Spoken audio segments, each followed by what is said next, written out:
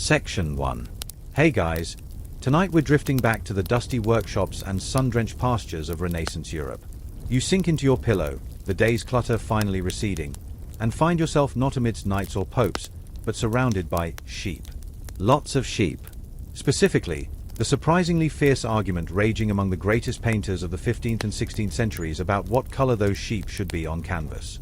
It sounds like the setup for a particularly niche academic joke, but trust me, for artists like Leonardo da Vinci, Titian, and their peers, the hue of a fleece was a hill worth dying on, or at least worth ruining a perfectly good Florentine dinner party over. You're probably thinking, how boring could wool possibly be? Well, buckle up, or rather, unbuckle, get comfy. Because this debate cuts to the heart of the Renaissance itself, that collision of obsessive observation, artistic ego, religious pressure, and pure, stubborn human silliness. The sheer intensity of their bickering over fleece might just lull you to sleep faster than counting actual sheep. Consider this your warning. The depth of this woolly rabbit hole might be more than your weary mind can survive tonight.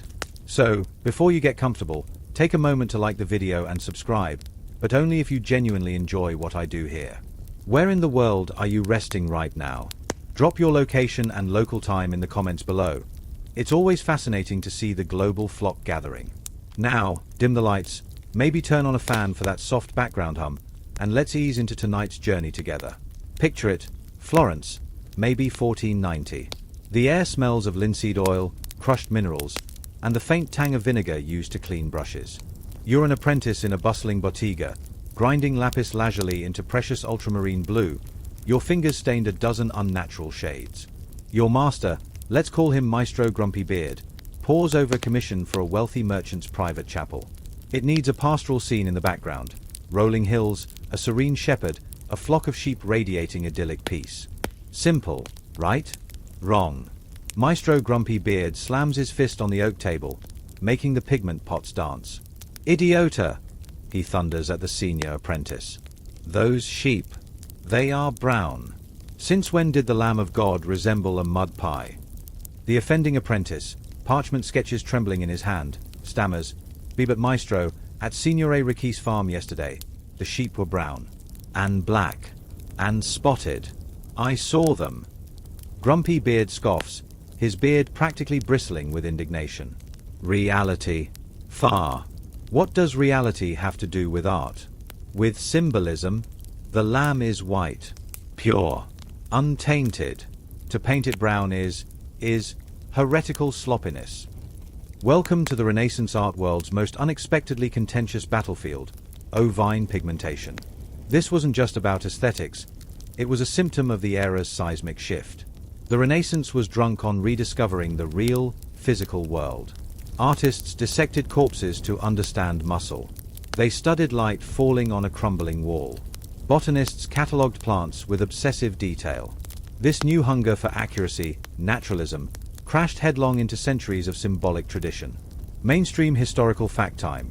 This obsession with observation was fueled by the rediscovery of classical texts and burgeoning scientific curiosity. Think Leonardo sketching whirlpools in water or the precise structure of a bird's wing. Everything was up for scrutiny, even, apparently, the humble sheep. Yet, tradition held immense power, especially when backed by wealthy patrons and the church. The pure white lamb wasn't just an animal. It was Christ, innocence, sacrifice. Painting a grubby, multicolored farm sheep felt, to some, like sacrilege. Here's the quirky, fringe tidbit that throws a wrench into the always white argument. Medieval illuminated manuscripts and tapestries, created before the Renaissance obsession with naturalism took full hold, often cheerfully depicted multicolored flocks. Sheep were brown, black, grey, spotted, a messy, realistic farmyard jumble. It was only when artists started looking really closely, trying to elevate art to a science, that the argument about the correct color truly ignited. Were those earlier artists just sloppy? Or were Renaissance masters, in their pursuit of idealized beauty and potent symbolism, actually losing touch with the grittier reality right outside their city walls? Historians still argue whether the push for white sheep stemmed primarily from deep-seated symbolic necessity, the limitations of available pigments. Bright, stable white lead was prized and plentiful, while good, lasting browns were trickier, or simply artistic conformity snowballing into dogma. Was it faith, chemistry, or peer pressure that bleached the Renaissance flock? You can almost feel the frustration of an artist like that apprentice, returning from a morning sketching real animals in real fields, only to be told his careful observations were wrong because they contradicted a symbolic ideal or a guild master's preference. It's a tension we still understand, the gap between what is and what people expect or want to see. Imagine trying to convince Maestro Grumpy Beard, his pockets full of ducats from a cardinal who demanded spotless lambs, that the sheep should look like, well, actual sheep.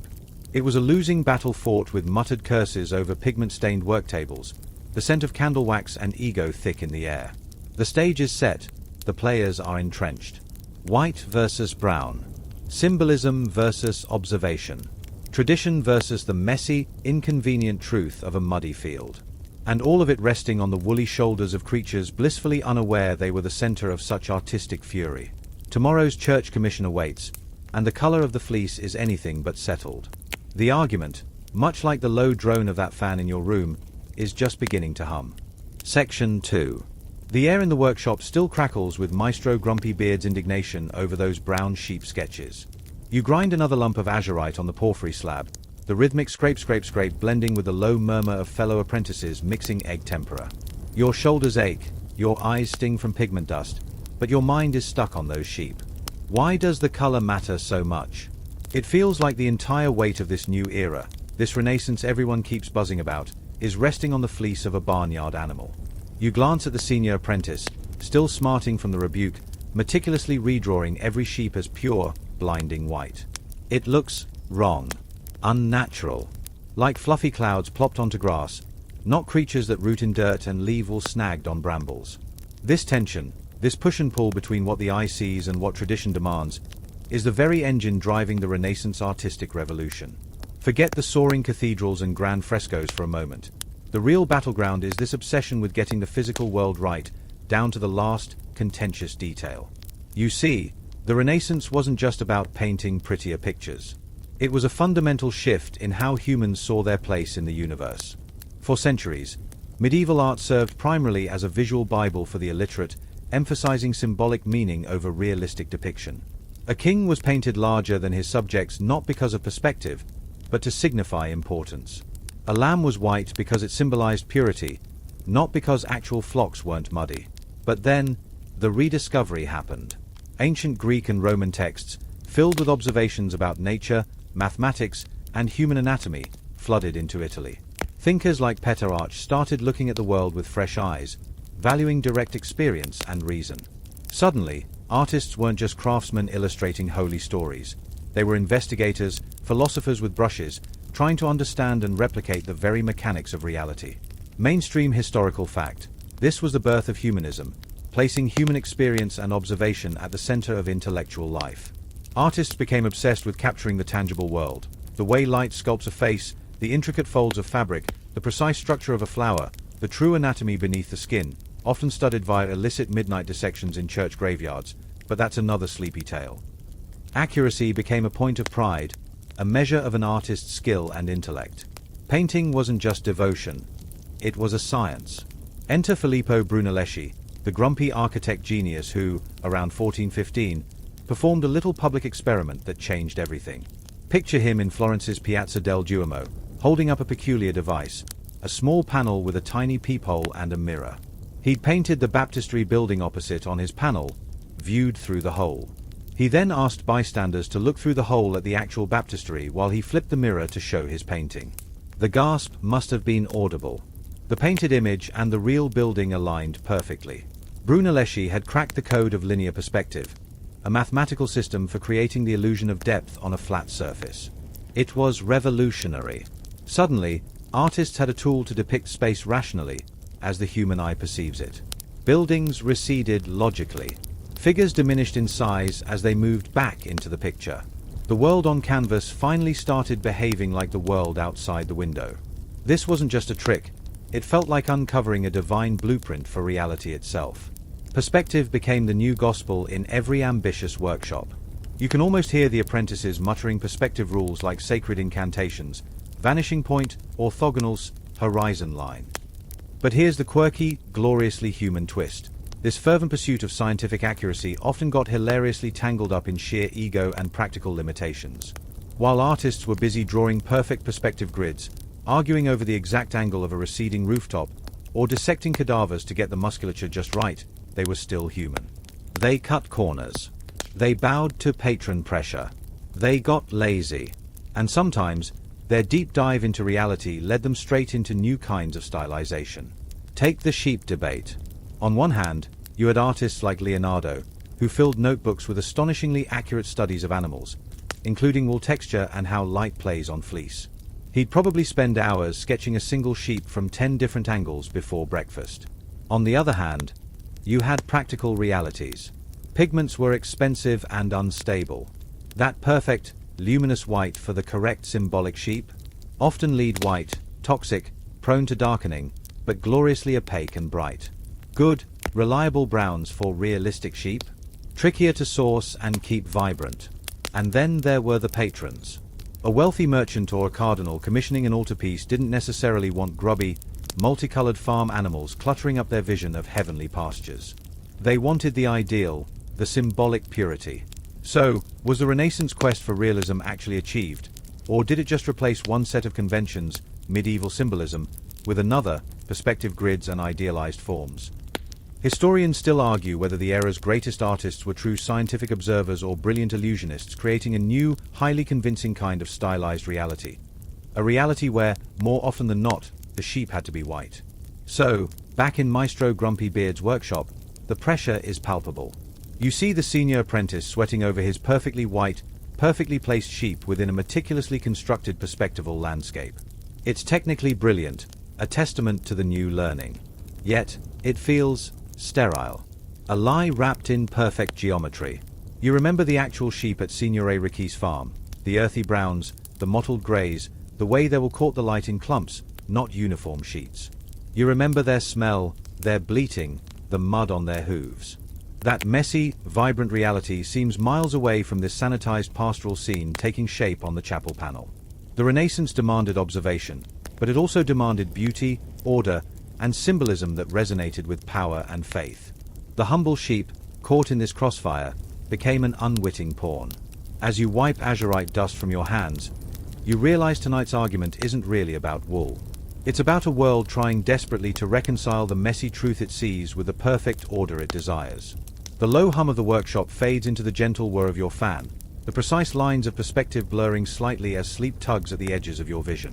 The quest for reality continues tomorrow, one contentious, possibly brown, sheep at a time. Section 3. The rhythmic scrape of your pestle against the porphyry slab continues, a hypnotic counterpoint to the low thrum of the fan in your quiet room. Azurite dust hangs in the workshop air like forgotten dreams, and your thoughts drift back to those defiantly brown sheep at Signore Ricci's farm. Why do these woolly creatures matter so much?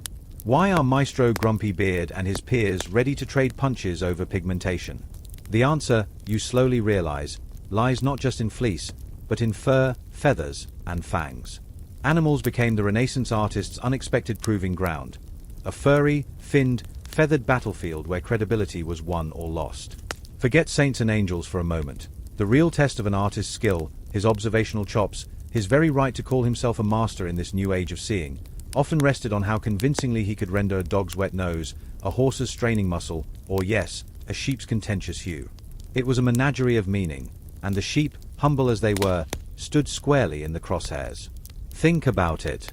In the rigidly symbolic world of medieval art, animals were mostly props with pre-assigned roles. Lions meant courage, or sometimes Saint Mark. Doves were the Holy Spirit. Serpents, pure, unambiguous evil. They existed as flat, stylized emblems, instantly readable like street signs.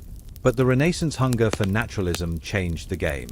Suddenly, that lion needed believable anatomy, the ripple of its shoulder as it lunged, the texture of its manner catching the light. That dove required individual feathers, not just a white blob. Patrons started demanding exotic beasts in portraits to flaunt their wealth and worldliness. A Turkish stallion, a leashed cheetah, a parrot perched on a noblewoman's finger. Mainstream historical fact. The burgeoning science of zoology, fueled by exploration and texts like Pliny the Elder's rediscovered natural history, made accurate depiction a mark of intellectual sophistication. An artist who botched a bear's paw or a falcon's wing wasn't just unskilled, he was ignorant. Suddenly, the workshop wasn't just grinding pigments. It was buzzing with frantic animal studies. Apprentices were dispatched to sketch barking dogs in piazzas, observe horses at the city stables, and yes, scrutinize sheep in muddy fields. The pressure was palpable. Get the animal wrong, and your entire artistic reputation could unravel faster than cheap yarn. Here's the quirky, slightly morbid tidbit that highlights the extremes artists went to. Many masters, including the insatiably curious Leonardo da Vinci, frequented butcher shops and slaughterhouses. Not for the faint of stomach, you understand. They'd elbow past blood-slicked floors and the metallic tang of fresh carcasses, sketchbooks in hand, to study the exposed musculature, tendons, and bone structure of cows, pigs, and horses. Leonardo even reportedly bought caged birds at markets solely to set them free, not just out of kindness, but to meticulously observe the mechanics of their wings in flight before they vanished skyward. He'd dissect small animals and birds, sometimes secretly at night, driven by an obsessive need to understand how wings folded, how legs attached, how feathers layered. Imagine the scene: the maestro hunched over a plucked goose by candlelight, ink-stained fingers tracing the intricate patterns of quills and down, while apprentices tried not to gag at the smell mingling with linseed oil. It was science conducted with a scalpel and a stylus, all in pursuit of that elusive realism.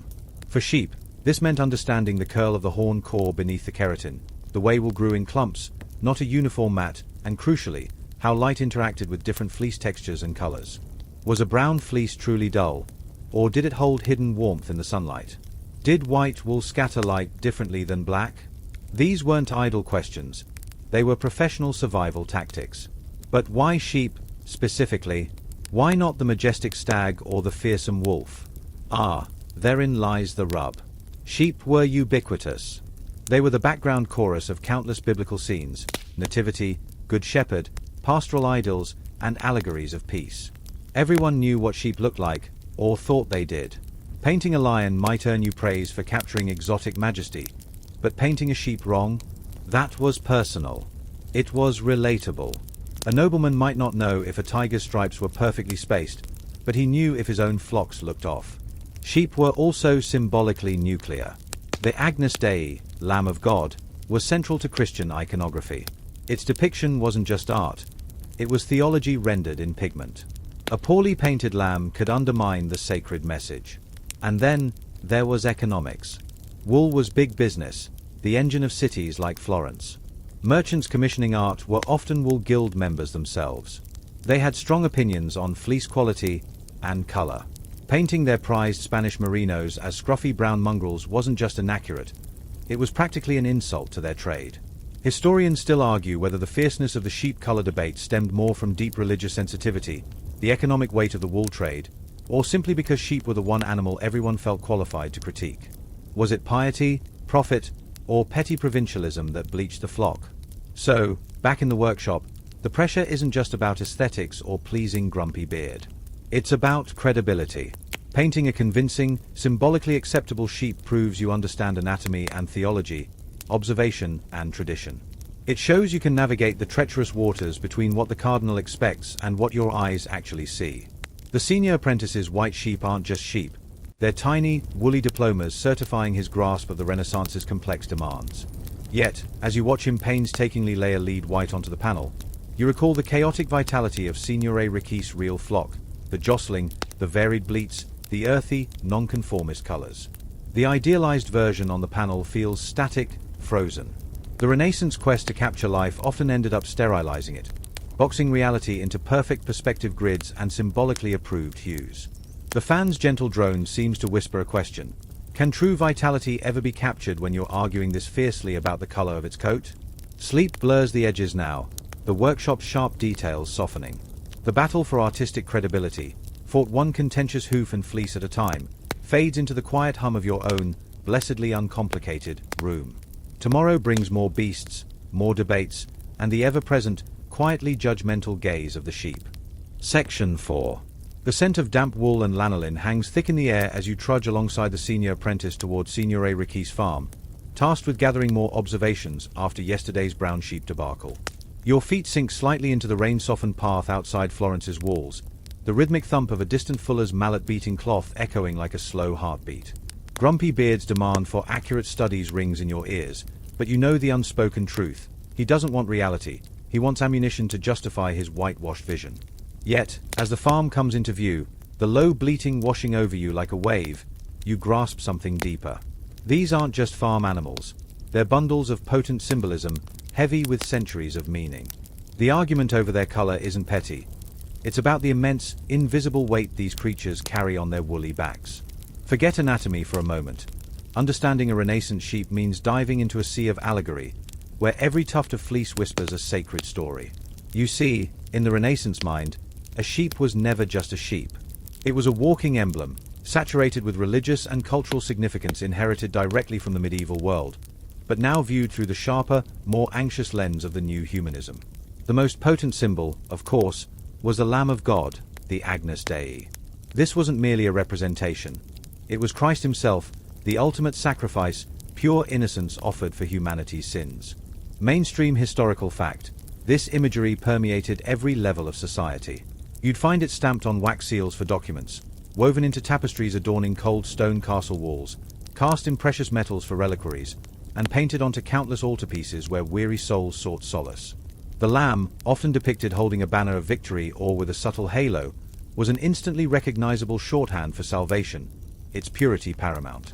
Any deviation from spotless white felt, to minds steeped in this tradition, like a smudge on the divine itself. How could the sacrificial lamb, the embodiment of Christ's sinless nature, be depicted as a common, possibly grubby brown farm animal? It risked diminishing the sacred metaphor, turning profound theology into, well, livestock. The pressure on artists was immense. A poorly rendered or inappropriately colored lamb wasn't just bad art. It could be borderline blasphemy in the eyes of a pious patron or a critical cleric. But the lamb wasn't alone in this symbolic flock. Sheep represented the faithful congregation itself, the flock tended by Christ, the Good Shepherd. They symbolized gentleness, vulnerability, and unquestioning obedience. A peaceful, unified flock of white sheep in a pastoral scene wasn't just pretty. It was an allegory for a harmonious Christian community under divine guidance. Introducing a motley crew of browns, blacks, and greys that hinted at dissent, impurity, waywardness. Themes dangerously close to the religious turmoil simmering beneath the surface of the era. Think Savonarola's fiery sermons in Florence or the distant rumblings that would become the Reformation. Patrons paying good gold florins for a devotional painting wanted reassurance, not a reminder of earthly chaos or theological squabbles. They wanted the ideal flock, pure and unified under the shepherd's watchful eye. The artist's job was to provide that comforting, symbolic certainty, not challenge it with inconvenient farmyard realities. Here's the quirky, less celestial layer. Sheep were also walking sacks of gold. Wool was the lifeblood of the Italian and wider European economy. Cities like Florence built their fortunes on the backs of these very animals. Merchant princes weren't just patrons of art, they were often guild masters of the Art della Lana, the wool guild. Their wealth, power, and social standing were literally spun from fleece. So, when they commissioned a painting for their palazzo or chapel, featuring a pastoral scene or nativity, they weren't just seeing religious symbols or pretty landscapes, they were seeing their business. Mainstream historical fact. The quality and color of wool were serious commercial concerns. Prized breeds like the Spanish Merino produced fine, white fleece that commanded premium prices. Depicting sheep as scruffy, mixed-color mutts wasn't just artistically suspect. It might feel like a subtle slight to the patron's source of wealth and pride. Historians still argue whether the insistence on white sheep in elite art stemmed more from deep-rooted religious symbolism, the economic prestige associated with high-quality white wool, or a potent, inseparable blend of both. Was the artist appeasing God, the patron's piety, or the patron's wallet? The lines were beautifully, frustratingly blurred. So, standing at the edge of Signore Ricci's field, sketchbook in hand, you feel the weight of these conflicting demands. The senior apprentice sighs beside you, already drawing perfectly proportioned, pearly white blobs with stick legs. Easier this way, he mutters. No arguments. You look at the real flock. There's a majestic ram with curling horns the color of storm clouds, several sturdy brown ewes, a few piebald youngsters, and yes, some white ones too, though even they are tinged with ochre dust near their hooves.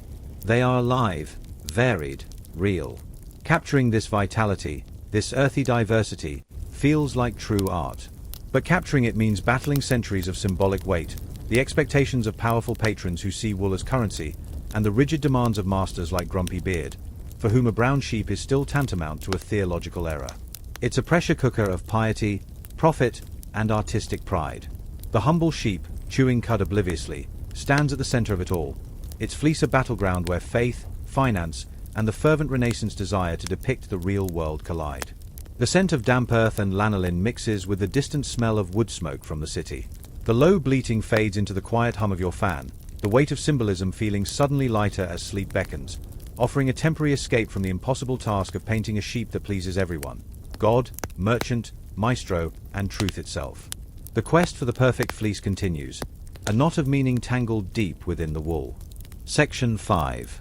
The damp earth clings to your boots as you stand at the fence line of Signore Ricci's farm, sketchbook forgotten in your hand. The senior apprentice's perfectly white blobs on paper feel like a betrayal beside the vibrant chaos of the actual flock. Here's the core dilemma, the woolly knot at the heart of all those workshop arguments. What color were Renaissance sheep really? Forget symbolism, forget patron pressure for a moment. Strip it back to biology and dirt. Were they the uniform, snowy white demanded by Maestro Grumpy Beard and countless altarpieces? Were they pitch black like the rare, prized rams sometimes mentioned in merchant ledgers? Or were they, as your eyes insistently report, a gloriously messy mix of browns, greys, creams, and dirty whites, a motley crew of mutton on the hoof? This isn't just an artistic quibble, it's a collision between Renaissance ideals and barnyard reality, a question that sends you digging through layers of history, genetics, and plain old-fashioned mud. You confront the evidence. First, the pro-white camp, armed with tradition and theology. Their strongest argument echoes from 1,000 church walls: the Lamb of God must be white.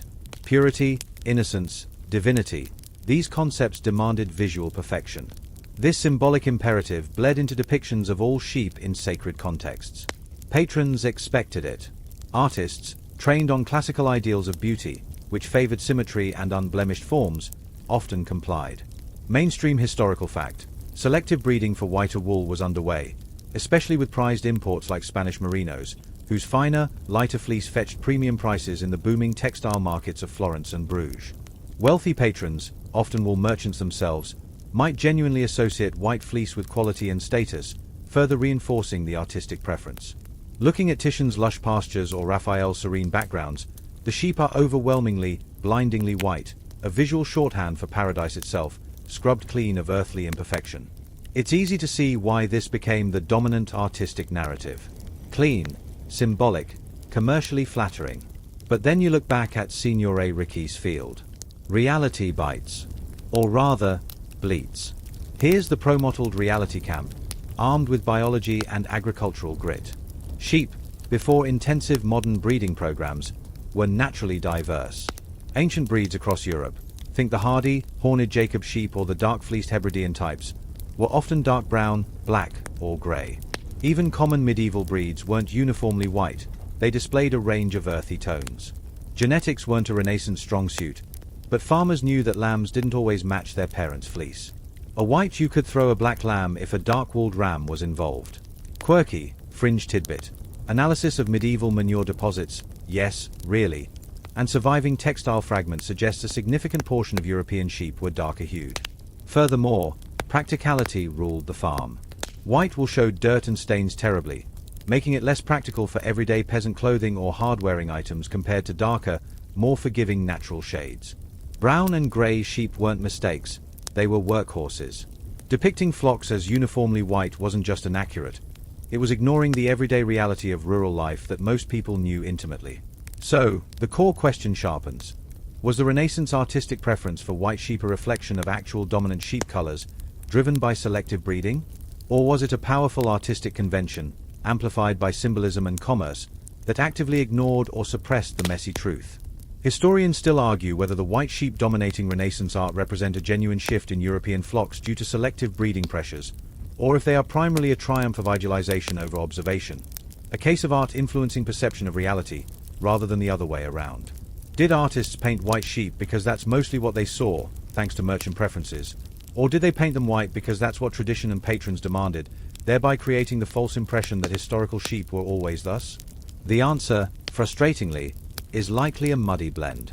In regions with strong merino influence or wealthy patrons pushing for whiter wool, flocks might have trended lighter. But across vast swathes of the countryside, diversity reigned. Older breeds persisted. Smallholders couldn't afford to cull every non-white lamb. Local variations thrived. The Renaissance artist, often city-based, might visit a specific farm like Signore Ricchis, supplying perhaps a wealthy patron who valued diversity for hardiness and see brown sheep, then visit a merino breeder's estate and see whiter flocks. Which was the true representation? The choice became artistic, not strictly zoological. Do you paint the symbolic ideal, the commercial ideal, or the messy, specific reality before your eyes? Most workshops, seeking commissions and avoiding heresy accusations, chose the safety of white. Standing there, the scent of lanolin and damp soil thick in your nostrils, you realize the sheep color debate exposes a deeper Renaissance tension. It was an era obsessed with uncovering the truth of the natural world, yet simultaneously driven by powerful forces, faith, commerce, artistic tradition, that demanded reality be filtered, perfected, and often whitened. The humble sheep became a canvas onto which these conflicting desires were projected. Their fleece wasn't just fiber, it was a philosophical battleground. Was the Renaissance gaze truly objective, or was it always, inevitably, tinted by the expectations and needs of the observer? The senior apprentice packs his sketchbook, his white sheep a surrender to convention. You take one last look at the real flock, the storm-grey ram, the muddy brown ewe, the piebald lamb kicking up its heels. Their unscripted vitality fades into the dusk, and the low hum of your fan replaces the distant bleating, a gentle reminder that some truths are too wonderfully messy, too inconveniently colorful, to fit neatly onto a gilded panel. The core mystery remains, woolly and unresolved, as sleep blurs the lines between the ideal white and the beautiful, complicated brown. Section 6. The rhythmic crunch of your boots on the path back to Florence fades, replaced by the gentle whir of your fan. Signore Ricchis' motley flock lingers in your mind, a stark contrast to the sterile white blobs filling the workshop sketchbook. But before Grumpy Beard's Renaissance rigidity took hold, how were sheep seen? To understand the fury over fleece, you need to step further back, into the dim, candlelit scriptoria and bustling tapestry workshops of the medieval world. Forget vanishing points and dissected cadavers for a moment. Picture instead a world where sheep weren't arguments, but elements in a vibrant, symbolic tapestry, blissfully unconcerned with chromatic accuracy. You're slipping into a woolly time machine, leaving the pressure of perspective behind for the charming, chaotic realm of pre-Renaissance art. Imagine a crowded medieval manuscript page. Saints wrestle dragons in the margins, fantastical beasts cavort, and nestled within a biblical scene, a shepherd tends his flock. Look closely at those sheep. One might be comically oversized next to the shepherd, another curiously blue, thanks to expensive lapis lazuli, a third sprouting horns like a miniature demon. They're brown, black, white, grey, spotted, a haphazard jumble of shapes and colors. This isn't carelessness, it's a different visual language. Mainstream historical fact: medieval art prioritized symbolic meaning and narrative clarity above realistic depiction. Size denoted importance, a king dwarfing his castle. Color held symbolic weight, red for martyrdom, blue for divinity, gold for heaven. Animals were visual signposts. A lamb meant Christ. A lion meant courage or street mark. Accuracy. It was secondary to instant recognition and the story's spiritual message. Sheep were part of the divine narrative's background chorus, their individual fleece hues irrelevant compared to their role as symbols of the faithful or the sacrificial lamb. Their chaotic variety wasn't a failing. It was simply unnoticed in the grand scheme of holy storytelling. They were woolly hieroglyphs, not subjects for scientific study. Here's the quirky, delightful fringe tidbit that highlights this pre-accuracy freedom.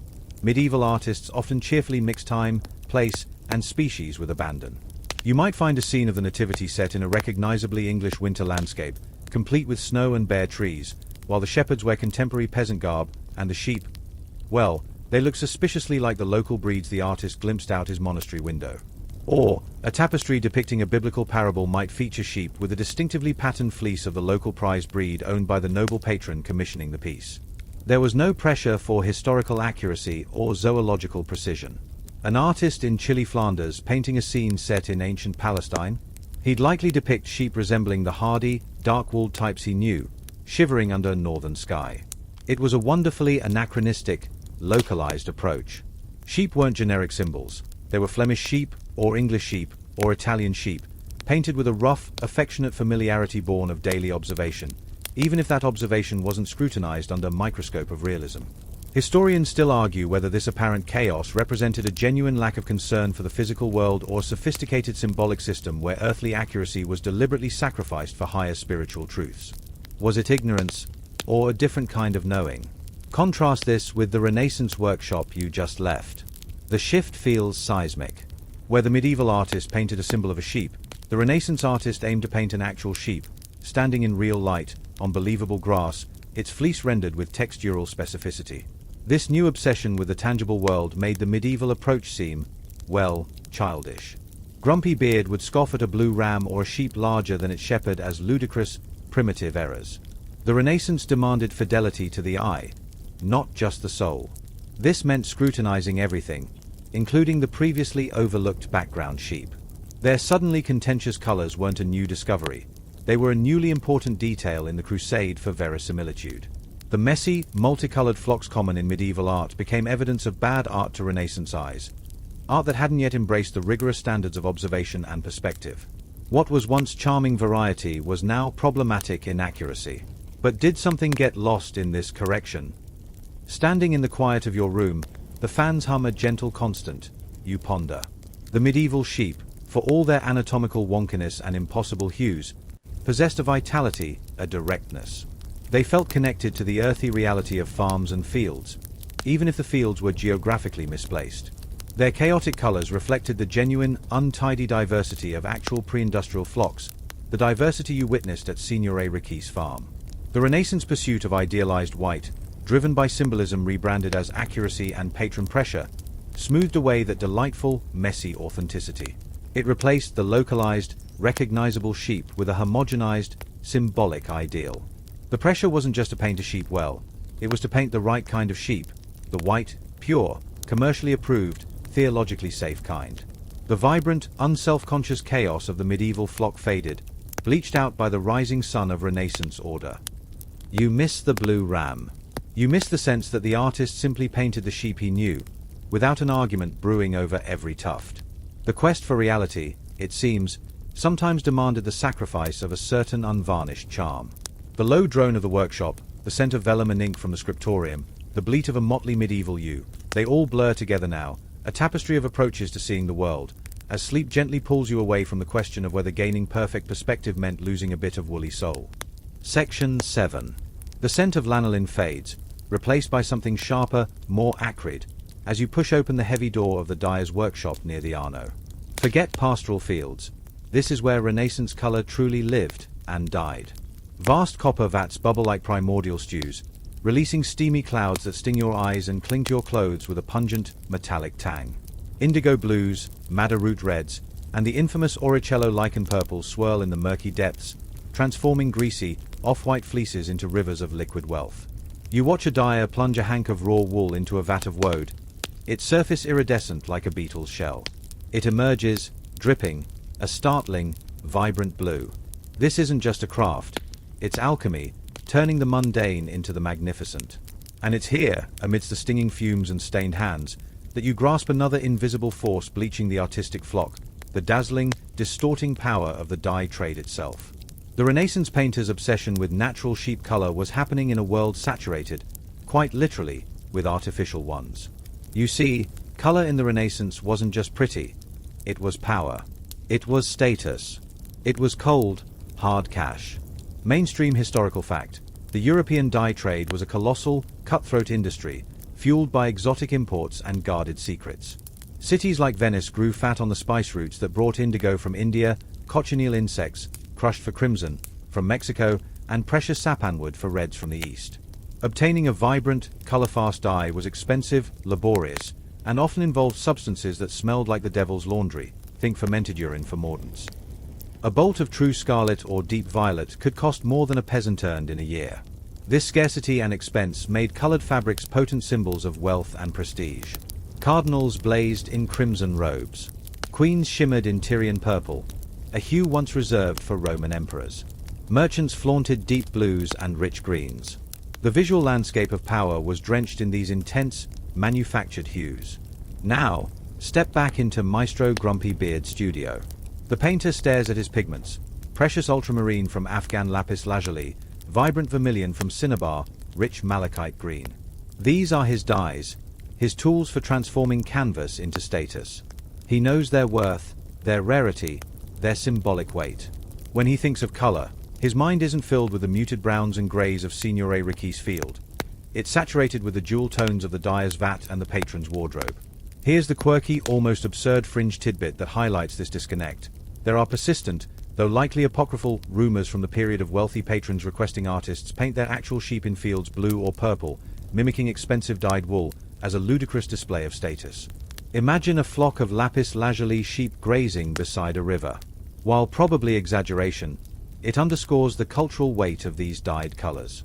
They weren't just shades, they were aspirations, advertisements, declarations of wealth that permeated the collective consciousness, including the artist's eye. This saturation had a profound, subtle effect on the sheep debate. How could a humble, undyed sheep, in its natural, often muddy state, compete visually or symbolically with the dazzling, meaning-laden colors flooding the Renaissance world? Natural brown wool was the cheap stuff, the peasant's cloth, the before picture. White wool, however, held a special place. It was the perfect, pristine canvas for the dyer's art. High-quality white fleece, like that from Spanish merinos, was the most valuable precisely because it could be transformed into the most vibrant scarlets, deepest blues, and richest blacks. White wool wasn't just pure, it was potential wealth. Painting a sheep white wasn't just theological, it subtly nodded to this economic reality. It showed the animal not just as a symbol, but as a valuable commodity, ready for transformation into something magnificent. A brown sheep? It was finished goods, stuck in its lowly, undyed state.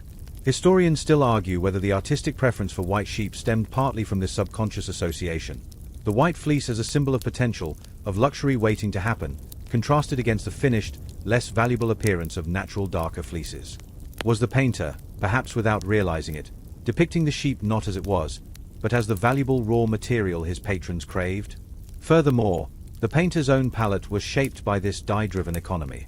The most prized pigments often mimicked the most expensive dyes.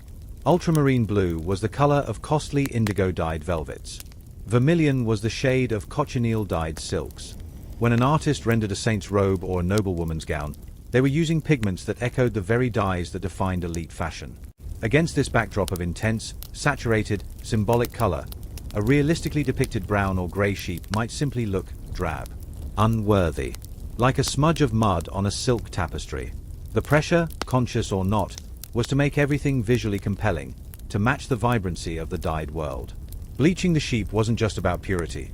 It was about making the animal visually harmonize with the jewel-toned splendor surrounding it in the painting, reflecting the chromatic language of power and wealth that saturated Renaissance life.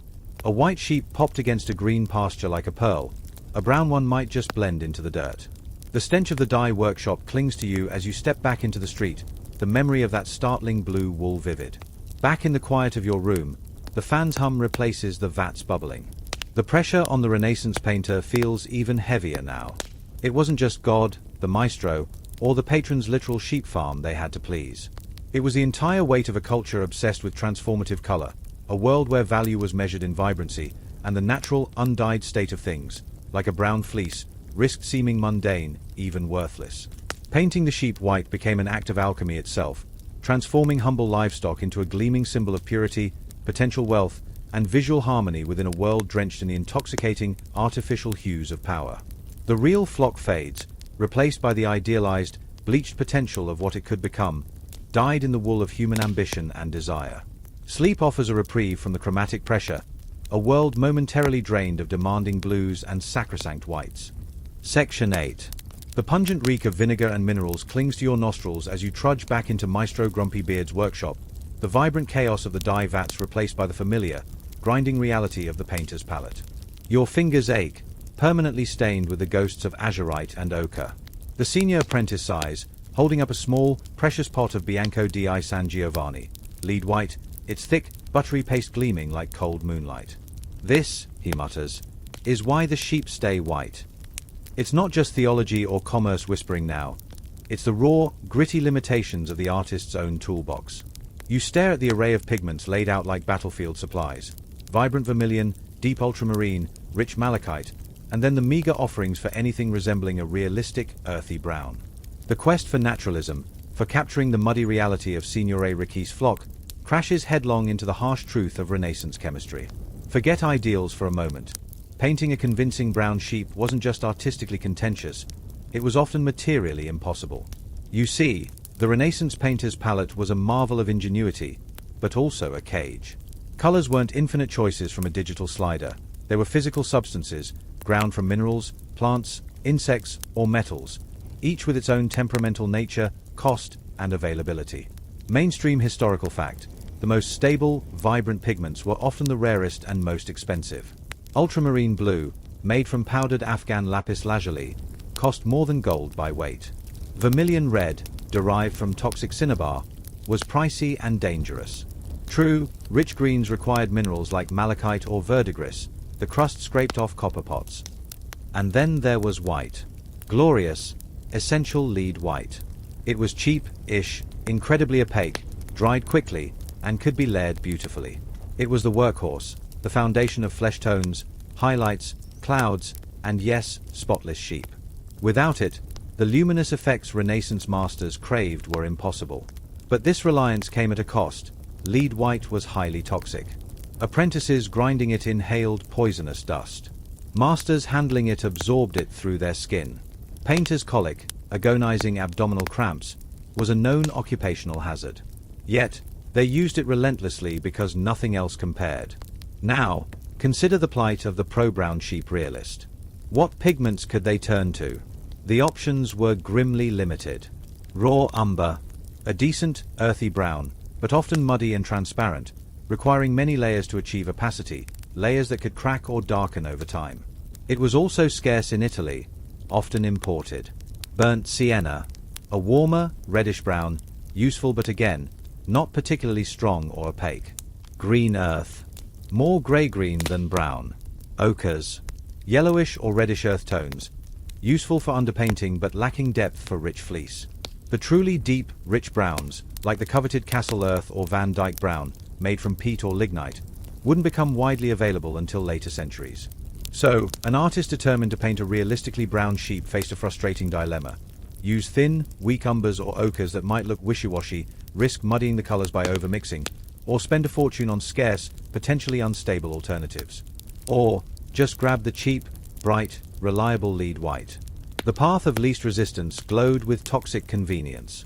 Here's the quirky, slightly tragicomic tidbit. Some resourceful, or desperate, apprentices reportedly tried improvising. Think grinding up baked bread crusts, charred wood, or even actual dirt from the street to create cheap browns. The results? Predictably disastrous. These homemade concoctions lacked binding strength, faded quickly, attracted insects, or simply flaked off the panel. Imagine Maestro Grumpy Beard's apoplectic rage discovering a precious chapel commission slowly shedding muddy crumbs onto the altar cloth. The quest for realism literally crumbled. It underscored a harsh truth. The materials often dictated the art as much as the artist's vision. You couldn't paint a vibrant, texturally rich brown sheep easily, safely, or cheaply. The tools simply weren't there. Historians still argue whether the dominance of white sheep in Renaissance art stemmed more from the overwhelming practical advantages of lead white, its opacity, brightness, and affordability, or if the symbolic and economic pressures simply dovetailed perfectly with this material convenience. Was it chemistry forcing conformity, or did ideology happily embrace the limitations? Furthermore, the technical challenges went beyond color. Rendering the texture of fleece convincingly was tough. Lead white, being thick and opaque, was perfect for building up the dense, sculpted look of idealized wool, those fluffy, cloud-like mounds favored in pastoral scenes. Achieving the matted, coarse, sometimes greasy look of a real, working sheep's fleece, especially a darker one where light wouldn't bounce as dramatically, required subtler techniques and pigments that could render depth without turning muddy. Without a range of stable midtones and browns, achieving that earthy realism was a technical nightmare. It was easier, faster, and more visually striking to default to the bright, textural possibilities of white. The material reality quietly bleached the flock, one convenient dollop of lead paste at a time. Standing before the pigment table, the scent of linseed oil and lead heavy in the air, you feel the weight of this practical prison. The senior apprentice dips his brush into the lead white, already blocking in another impossibly radiant sheep. It gleams under the workshop light, pure and symbolic. You recall the warm, complex browns of Signore Ricci's hues, the way sunlight caught reddish highlights in their fleece. Capturing that richness feels impossible with the tools at hand. It's not just Grumpy Beard's scowl or the Cardinal's expectations. It's the very earth refusing to yield its true colors to the painter's craft. The Renaissance drive to capture nature was noble, but nature, in its messy complexity, often outran the era's technology. The humble sheep, once again, became the unwitting symbol, this time of the gap between artistic ambition and the stubborn limitations of matter. The toxic white glistens, a monument to convenience over complexity, as the fan's software blends with a rhythmic scrape of pestles grinding more impossible dreams into dust. Sleep offers a world free of leaden constraints, where brown sheep roam in UN-pigmented peace. Section 9. The thick scent of linseed oil hangs heavy, almost suffocating, as you hunch over your grinding slab. Scrape, scrape, scrape. Azurite dust tickles your throat, but it's nothing compared to the tension crackling through the workshop like static before a storm. Suddenly, a clay mug shatters against the stone floor near the pigment shelf. Blasphemy! Utter incompetence! Roars Maestro Rossi from the neighboring easel, his face purpling as he jabs a paint-stained finger at a half-finished panel propped on young Lorenzo's bench. There, nestled beside a perfectly rendered shepherd, grazes a small, carefully observed, brown lamb. Since when does the Lamb of God wallow in mud, you imbecile? Ross's voice echoes off the vaulted ceiling, silencing the rhythmic pestles. Lorenzo flinches, clutching his brush like a shield. "Be but maestro," he stammers. Fra Bartolomeo's study sketches. The flocks near San Marco are brown. Rossi slams his fist down, rattling jars of precious verdigris. Fra Bartolomeo chases peasant dirt. "We paint divine truth. Scrape it off. Now." Welcome to the front line of the Wool Wars, Florentine Workshop Edition. Forget polite discourse. This is where artistic ideals clash like symbols over the color of fleece. You witness it daily, the simmering resentments, the sudden eruptions. It's not just Rossi. Arguments over sheep hues ignite like tinder in the competitive, gossip-fueled pressure cookers of Renaissance botteghi. Reputation is everything. A botched commission, a patron's displeasure over something as seemingly trivial as a lampshade, can mean lost work, a damaged workshop name, or worse, exile to painting tavern signs in some backwater village. Mainstream historical fact. The Florentine guild system, particularly the powerful Art dei Medici e Speciali, which included painters, fiercely regulated quality and protected members' interests. A master's standing depended on flawless execution meeting exacting patron demands. A heretical brown lamb wasn't just an aesthetic choice, it was a potential guild violation, a deviation from accepted symbolic norms that could bring collective shame or financial penalty. The stakes weren't canvas deep, they were existential. So, masters policed their apprentices and rivals with the vigilance of inquisitors spotting doctrinal drift. Brown sheep became the equivalent of artistic heresy. Here's the quirky, deliciously petty tidbit that captures the absurdity. Chronicles whisper of a legendary punch-up circa 1512 between two respected Florentine masters, names lost to time but fury preserved in anecdote. The trigger, not a disputed Madonna commission or a stolen patron, but sheep in a background landscape for a minor merchant's dining room. Master A, a traditionalist trained under Ghirlandaio, painted pristine white flocks. Master B, influenced by northern realism creeping into Italy, snuck in subtle browns and greys. Master A saw it during a casual visit, reportedly flew into a rage about Flemish corruption and defiling Tuscan light, and allegedly threw a pot of rose madder pigment, expensive, at Master B's head. A full-blown brawl ensued, scattering apprentices, cracking a precious panel, and ending with both masters banned from the guild tavern for a month. Imagine explaining that to the merchant waiting for his pastoral scene. Historians still argue whether such clashes stemmed from genuine, high-minded artistic principles about symbolism versus observation, or if they were merely proxies for deeper rivalries, professional jealousy, or the simple, combustible friction of oversized egos crammed into paint-fumed rooms. Was it about the sheep, or about who got to define the flock? The arguments follow predictable, fiery patterns. The traditionalists, Team White, wield theology like a cudgel. White signifies purity. Sacrifice. The Lamb is Christ. Brown is earthly, fallen, profane. Are you painting a barnyard or an altarpiece? They invoke revered predecessors, Giotto, Fra Angelico, whose lambs shone like beacons. They appeal to patron expectations. Cardinal della Rovere expects white. They dismiss field observation as slavish copying unfit for elevated art. The realists, Team Brown, often younger or influenced by Northern European trends filtering south, counter with the evidence of their eyes. Look outside. God made brown sheep. Is his creation flawed? Shouldn't truth glorify him more than stale convention? They cite dissections proving wool grows the same regardless of color. They argue for depth and authenticity. White looks flat. Brown absorbs light, shows form. They whisper accusations of cowardice, pandering to ignorant patrons. It's the 16th century equivalent of an online flame war, fought with toxic pigments and flying mugs instead of keyboards. And the poor sheep, blissfully unaware, just keep chewing cud. Lorenzo, under Ross's blistering glare, reluctantly dips a rag in turpentine. The scent, sharp and astringent, joins the linseed oil and sweat. He starts scrubbing the delicate brown glaze from the lamb's fleece. Each stroke erases hours of careful observation, the subtle warmth he'd captured from Fra Bartolomeo's sketches. His shoulders slump. It's a surrender. You watch, the rhythmic scrape of your own pestle long forgotten. This isn't just about paint. It's about control. Who defines reality? The church? The guild? The patron? The artist's eye?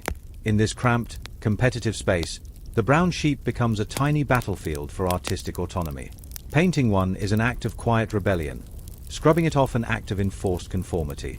The victory of white isn't always about conviction. Sometimes, it's just about surviving the maestro's wrath and keeping the workshop doors open. The air thrums with unspoken tension long after Rossi stalks back to his easel. Only the low hum of your fan at home offers a counterpoint, a gentle, unchallenged drone in the darkness. The argument simmers, unresolved, ready to boil over again tomorrow, proving that in Renaissance Florence, even the fluffiest subject could spark the fieriest fight. Sleep offers no answers, just a temporary ceasefire in the endless wool war. Section 10. The workshop's lingering scent of turpentine and rage fades as you slip into the comparative quiet of a dimly lit study. Not Maestro Grumpy Beard's chaotic domain, but somewhere different. Imagine a room smelling faintly of ozone before a storm, mixed with the dry, woody scent of old parchment and the metallic tang of ink. Shelves groan under the weight of peculiar specimens. A fossilized seashell, a preserved lizard pinned like a jewel, jars containing murky liquids and shadowy forms. This is the sanctuary of the ultimate Renaissance observer, the insatiable mind who dissected whirlpools and bird wings with equal fervor, Leonardo da Vinci. And here, amidst his sprawling, mirror-script notebooks, you find the sheep-color debate stripped bare, not of passion, but of dogma. No shouting matches here, just the relentless, quiet hum of curiosity. You're leafing through the mind of a man who dissected a sheep not to win an argument, but to understand a principle. Leonardo's approach to the humble sheep wasn't about symbolism or workshop politics. It was pure, unadulterated phenomenology. How does light interact with wool? How does the fleece's texture change across the body? Does color alter how form is perceived? Mainstream historical fact. Leonardo filled thousands of pages with meticulous studies of animals, driven by his belief that understanding the mechanics of nature was key to understanding the divine mind behind it. He sketched horses in motion, the musculature of bears, the intricate bone structure of birds, and yes, sheep. Not as icons, but as systems, marvels of biological engineering. His famous studies of the head of a sheep isn't a pastoral idyll. It's a forensic examination. You see the skull beneath the skin, the precise curl of the horn core, the directionality of the wool follicles around the eye socket. It's rendered with a chilling, beautiful precision that makes Grumpy Beard's white blobs look like child's play. Leonardo sought the why behind the what, dissecting sheep, literally and figuratively, to unlock universal truths about light, texture, and anatomy applicable to painting anything. Forget the white versus brown shouting match. Leonardo operated on a different plane. His notebooks reveal a fascination with the optical properties of fleece itself. He understood that wool isn't a flat surface. It's a dense forest of individual fibers catching and scattering light. He noted how light behaves differently on coarse wool versus fine wool, how shadow pools more deeply in the dense undercoat, how highlights glint on the tips of the outer guard hairs. He experimented with rendering these effects using subtle gradations of silver paint and ink wash, creating astonishingly tactile illusions of depth and fluffiness. Here's the quirky, profoundly practical tidbit buried in his notes. Leonardo advised painters to study how light falls on spun wool yarn held in different configurations before attempting a whole fleece. He saw the complex whole as a sum of smaller, observable interactions. A brown fleece wasn't wrong. It was a fascinating challenge in capturing how warm, earthy tones absorbed and reflected light differently than cool whites. He'd likely find the whole workshop argument bafflingly superficial. The color was merely one variable in the grand equation of perception. But where does that leave the debate? Did Leonardo, the ultimate empiricist, champion the brown sheep? Surprisingly, it's complicated. While his studies scream meticulous observation, his finished paintings often conform to convention. Look at the Madonna of the Yarn Window or the Virgin and Child with Saint Anne. The sheep or lambs present are resplendently white. Why? Historians still argue whether Leonardo, the radical observer, ultimately bowed to the immense pressure of religious symbolism and patron expectation in his public commissions. Was his groundbreaking research confined to the private pages of his notebooks, while his public art wore the acceptable mask of tradition? Or did he genuinely believe that for the central symbol of the Agnus Dei, the ideal white transcended mere physical observation, representing a higher, spiritual truth? His notebooks offer no definitive answer, only the tension itself. He dissected brown sheep, but painted white lambs. Was it hypocrisy, pragmatism, or a nuanced distinction between scientific study and sacred representation? Standing in the imagined quiet of his study, the scratch of his pen the only sound, you grasp the core of Leonardo's contribution to the sheep saga. He didn't settle the argument, he elevated it. He moved the conversation beyond white or brown to how does wool work. He forced artists, or at least those who glimpsed his notebooks, to consider the physics of fleece, the interplay of light and fiber, the underlying structure beneath the symbolic surface. While workshops erupted over dogma, Leonardo was charting the very mechanics of perception that could render any fleece, white, brown, or polka-dotted, with breathtaking realism. His legacy wasn't a pronouncement on sheep color, but a method. Look deeper, understand the cause, and the effect will follow. The tragedy, perhaps, is that his profound insights remained largely locked in his private notebooks, unknown to the grumpy beards and Rosses hurling pigment pots across Florence. The arguments raged on at a surface level, oblivious to the anatomical and optical depths Leonardo had plumbed. The fans gentle were in your room mirrors the quiet hum of his relentless mind, a reminder that sometimes the most revolutionary answers aren't shouted, but sketched in silver paint on parchment, waiting for a world ready to see beyond the fleece to the fibers, beyond the symbol to the sublime, intricate truth beneath.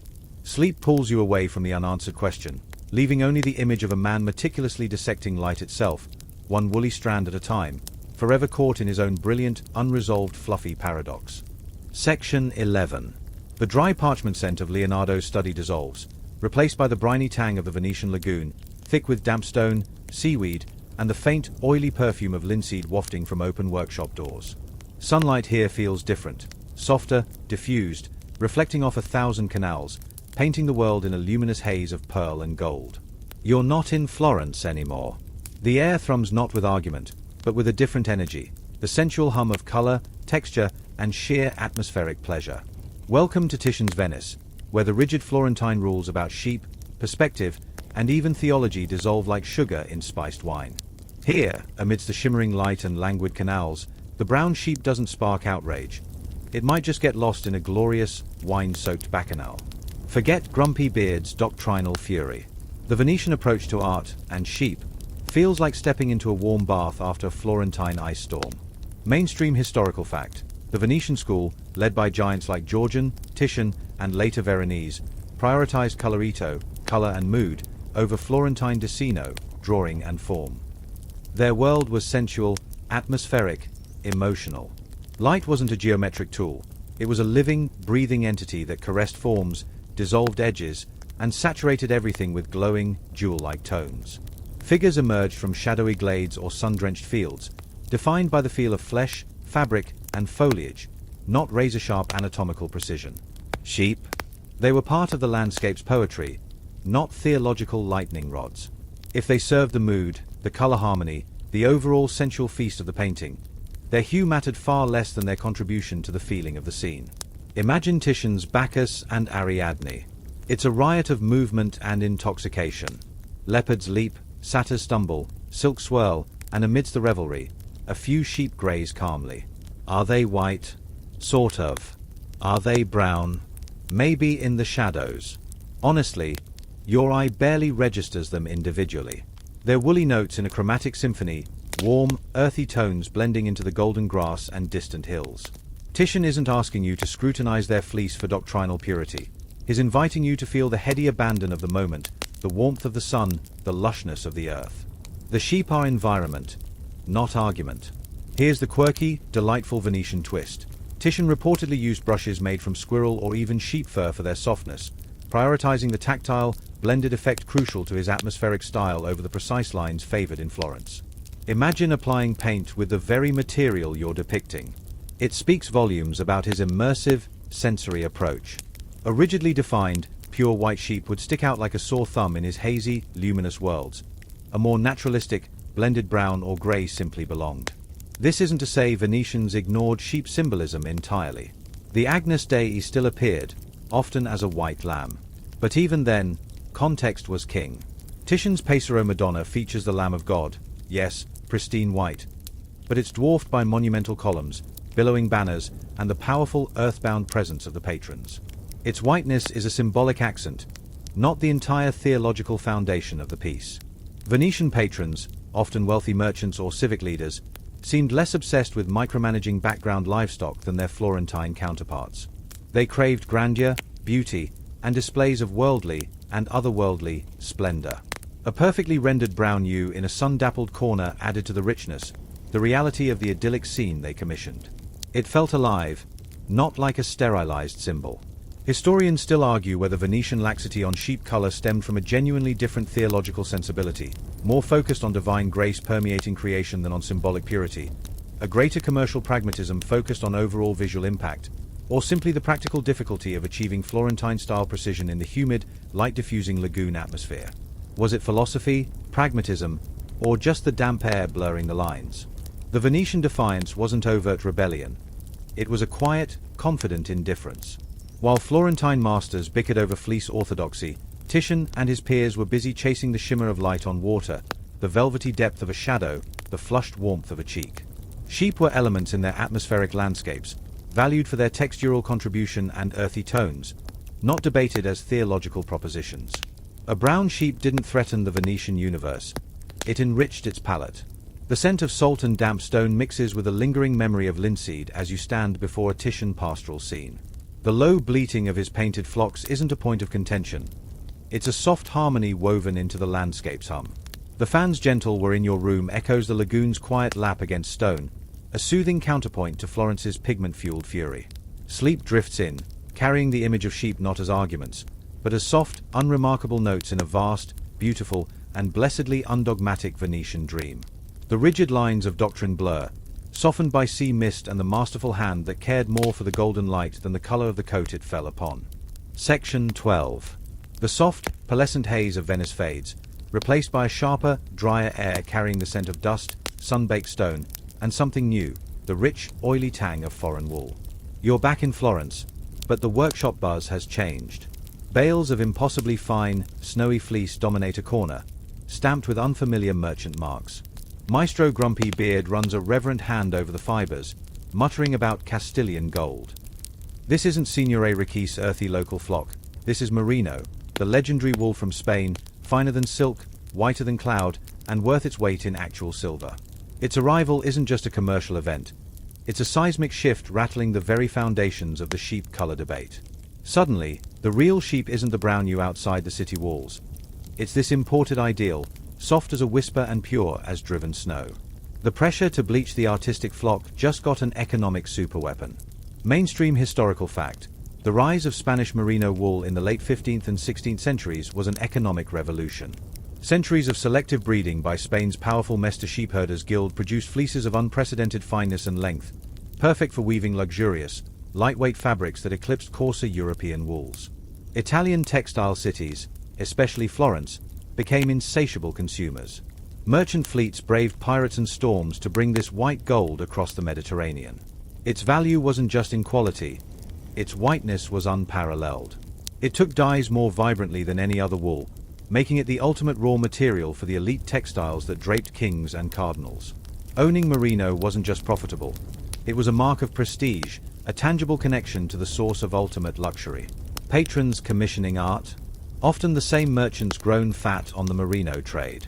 When they looked at a pastoral scene in their chapel or palazzo, they weren't seeing abstract theology, they were seeing their portfolio.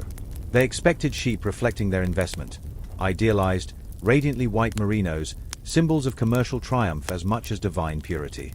This imported reality collided violently with local observation. You remember Signore Ricci's farm, the sturdy, mixed-hued Tuscan sheep, adapted to local pastures, their wool thicker, coarser, often tinged with ochre or grey. Perfectly functional, but undeniably rustic. Suddenly, they looked like poor country cousins next to the ethereal fineness of the merino bales. Artists dispatched to sketch real sheep now faced a dilemma. Which reality? The muddy, motley flocks grazing on local hillsides, or the aristocratic Spanish imports paraded like royalty in merchant warehouses? The merino wasn't just wool. It was a brand, a physical manifestation of the ideal fleece. Painting a brown Tuscan sheep felt increasingly like depicting last season's model. Quirky, fringe tidbit. Persistent rumors whispered of cunning merchants secretly bleaching lesser wools with alum or even, disastrously, lime washes to mimic prized merino white, hoping to fool inspectors. Imagine an artist, trying to be accurate, inadvertently painting a fraudulently bleached sheep. It highlights the absurd lengths the merino craze drove people to. The pressure wasn't subtle. Patrons dropping hints. My dear maestro, have you seen the new merino from Valladolid? Such luminosity. It would lend such authority to your little lambs. Translation. Paint them white. Whiter than white. The clash wasn't merely aesthetic. It was cognitive dissonance for artists striving for naturalism. Their eyes told them local sheep were diverse. Their sketchbooks proved it. But their patrons, their city's wealth, and the tangible, luxurious bales crowding the workshops screamed that real value, real beauty, resided in imported whiteness. Historians still argue whether the dominance of white sheep in high Renaissance art was caused by the merino influx, or if the merino boom simply provided the perfect, lucrative justification for an existing symbolic preference. Did the wool trade reshape artistic vision, or did it merely give economic teeth to a theological ideal already yearning for pure white? Was it market forces finally giving Grumpy Beard the ammunition he'd always craved? The impact rippled through workshops. Apprentices sent to sketch from life were increasingly steered towards the pens holding prized merino rams brought over at enormous cost, not the common flocks. Color studies focused on capturing that specific, almost bluish-white sheen unique to the finest Spanish fleece. Rendering the texture became paramount, not the shaggy coarseness of a Tuscan ewe, but the dense, velvety nap of merino wool, demanding new techniques with fine glazes. Painting a brown sheep wasn't just artistically rebellious or theologically suspect anymore. It felt economically ignorant, a failure to recognize the new world order defined by Spanish fleece. The merino set a new standard for real, one conveniently aligned with commerce and symbol. Local reality faded like a cheap dye next to the imported ideal. Standing in the workshop, the scent of fine Spanish wool mixing with the familiar linseed and vinegar, you feel the tension tighten. The senior apprentice meticulously renders a merino ram, its fleece a cascade of luminous white strokes, ignoring the quick sketch tucked under his bench of a piebald ewe from Ricci's farm. It's a quiet surrender. The argument feels settled, not by reason or observation, but by the sheer weight of ducats and dazzling white fiber. The humble Tuscan sheep, once the subject of furious debate, now seems quaint, irrelevant, a relic of a pre-merino world. Its earthy colors belong to the past. The future, at least on canvas, gleams with imported snow. The low hum of the fan in your room blends with the imagined rustle of priceless merino fleece, a whisper of how commerce can reshape not just markets, but the very palette of reality. Sleep offers no resistance, only the image of woolly empires rising and falling, while the artist's brush, forever caught between truth and treasure, strokes another immaculate, economically approved white. The local fields recede, their messy truths bleached out by the dazzling, distant sun of Spanish pastures. Section 13. The scent of Spanish merino wool, that faint, oily sweetness like crushed almonds and lanolin, still clings to the workshop air, a constant reminder of the imported ideal. But beneath that luxurious whiteness lies a deeper current, a slow, invisible force shaping fleece far more powerfully than any artist's brush, the quiet hand of human selection. You trace it back, past Renaissance pastures and medieval folds, to the very origins. Imagine the rugged hillsides of ancient Mesopotamia 10,000 years ago. The air smells wild, dry grass, hot stone, dust, and the musky scent of a creature utterly unlike Signore Ricci's docile ewes or the pampered merino rams, the mouflon. This wiry, agile ancestor of all domestic sheep isn't white. Its fleece is a practical, camouflaging dun brown or reddish-grey, with a dark stripe down its back and a ruff of coarse hair. Its horns curl like scimitars. It looks wary, tough, built to survive wolves and weather, not please a painter's palette or a merchant's ledger. The journey from this primal survivor to the Renaissance's snowy symbol is a saga written not in pigment, but in generations of deliberate choice. You're unraveling the genetics of the flock, strand by selective strand. Domestication began, as these things often do, with hungry opportunism. Mainstream historical fact: around 9000 BCE, Neolithic humans in the Fertile Crescent started managing wild mouflon populations, initially for meat and hides. Early selection was likely unintentional, capturing the tamest individuals who wandered closest, or sparing the less aggressive lambs. But slowly, subtly, the human hand began steering evolution. Traits beneficial to human survival were favored: docility, flocking instinct, higher fertility, and crucially, woollier coats. That wiry mouflon undercoat, initially just insulation against mountain cold, became thicker, longer, softer under generations of selective pressure. The first woolly mutants were probably accidental heroes. But color, initially, it might have mattered little. Brown, grey, black, it all kept you warm. Practicality ruled. Here's where human whim and need truly weave into the fleece. Quirky, fringe tidbit. Archaeological evidence suggests some early Neolithic communities might have actively selected for white wool long before symbolism demanded it. Why? Simple visibility. White sheep stand out starkly against green pastures or dusky hillsides. Losing one is harder. Imagine a shepherd scanning twilight slopes, a brown mouflon blends into the shadows, a white sheep glows like a lost cloud. It was risk management spun into genetics. Later, as wool became a tradable commodity, not just home insulation, new pressures emerged. White wool takes dye better. A vibrant crimson or deep blue required a clean, pale base. Brown or grey wool yielded muddier, less valuable hues. Economics began bleaching the flock centuries before the Renaissance, village by village, generation by generation. The ideal sheep wasn't born in a Medici palace. It was forged in countless small decisions by nameless herders wanting an easier life and a better price at market. The process accelerated dramatically in the Middle Ages. Monasteries, with their meticulous record-keeping and controlled flocks, became inadvertent genetic laboratories. Breeding for specific traits, finer wool, heavier fleece, hardiness, became more systematic. White wool's dye advantage became paramount in the burgeoning textile economies of Flanders and Italy. Wealthy landowners and powerful guilds, like Spain's Mester, took control, implementing large-scale selective breeding programs. The merino's legendary whiteness and fineness weren't divine gifts. They were the culmination of centuries of ruthless culling. Dark lambs, less valuable. Culled. Coarser fleece, culled. Lower fertility, culled. Generation after generation, the genetic dice were loaded towards whiter, woollier outcomes. By the time Renaissance painters started arguing, the natural state of many European flocks, especially elite breeds, had genuinely shifted towards lighter hues in many regions. Not universally, but significantly. Maestro Grumpy Beard's insistence on white wasn't just dogma. It increasingly reflected a manipulated reality visible in the paddocks of his wealthiest patrons. But here's the twist that fuels scholarly fires. Historians and geneticists still argue whether the Renaissance artistic obsession with white sheep drove further selective breeding pressure, or merely reflected the existing economic trend. Did patrons demand white sheep in paintings because they saw mostly white-ish, merino-influenced flocks, or did seeing endless depictions of pure white ideal sheep in art subtly influence breeders to cull non-white lambs even more aggressively, reinforcing the aesthetic preference? Was art imitating manipulated life, or was it actively participating in the manipulation? It's a feedback loop spun from wool and human desire. Genetics provided the mechanism. Commerce and art provided the intense, directional pressure. The implications ripple out. That motley crew at Signore Ricci's farm? They aren't primitive throwbacks. They're genetic resistors, representatives of an older, less homogenized world. Their browns and greys are the lingering echo of the mouflon's camouflage, of a time before dye vats dictated value. Their persistence speaks to the resilience of genetic diversity, often preserved by smallholders who valued hardiness over perfect dye uptake, or lived in regions where merino blood hadn't saturated the gene pool.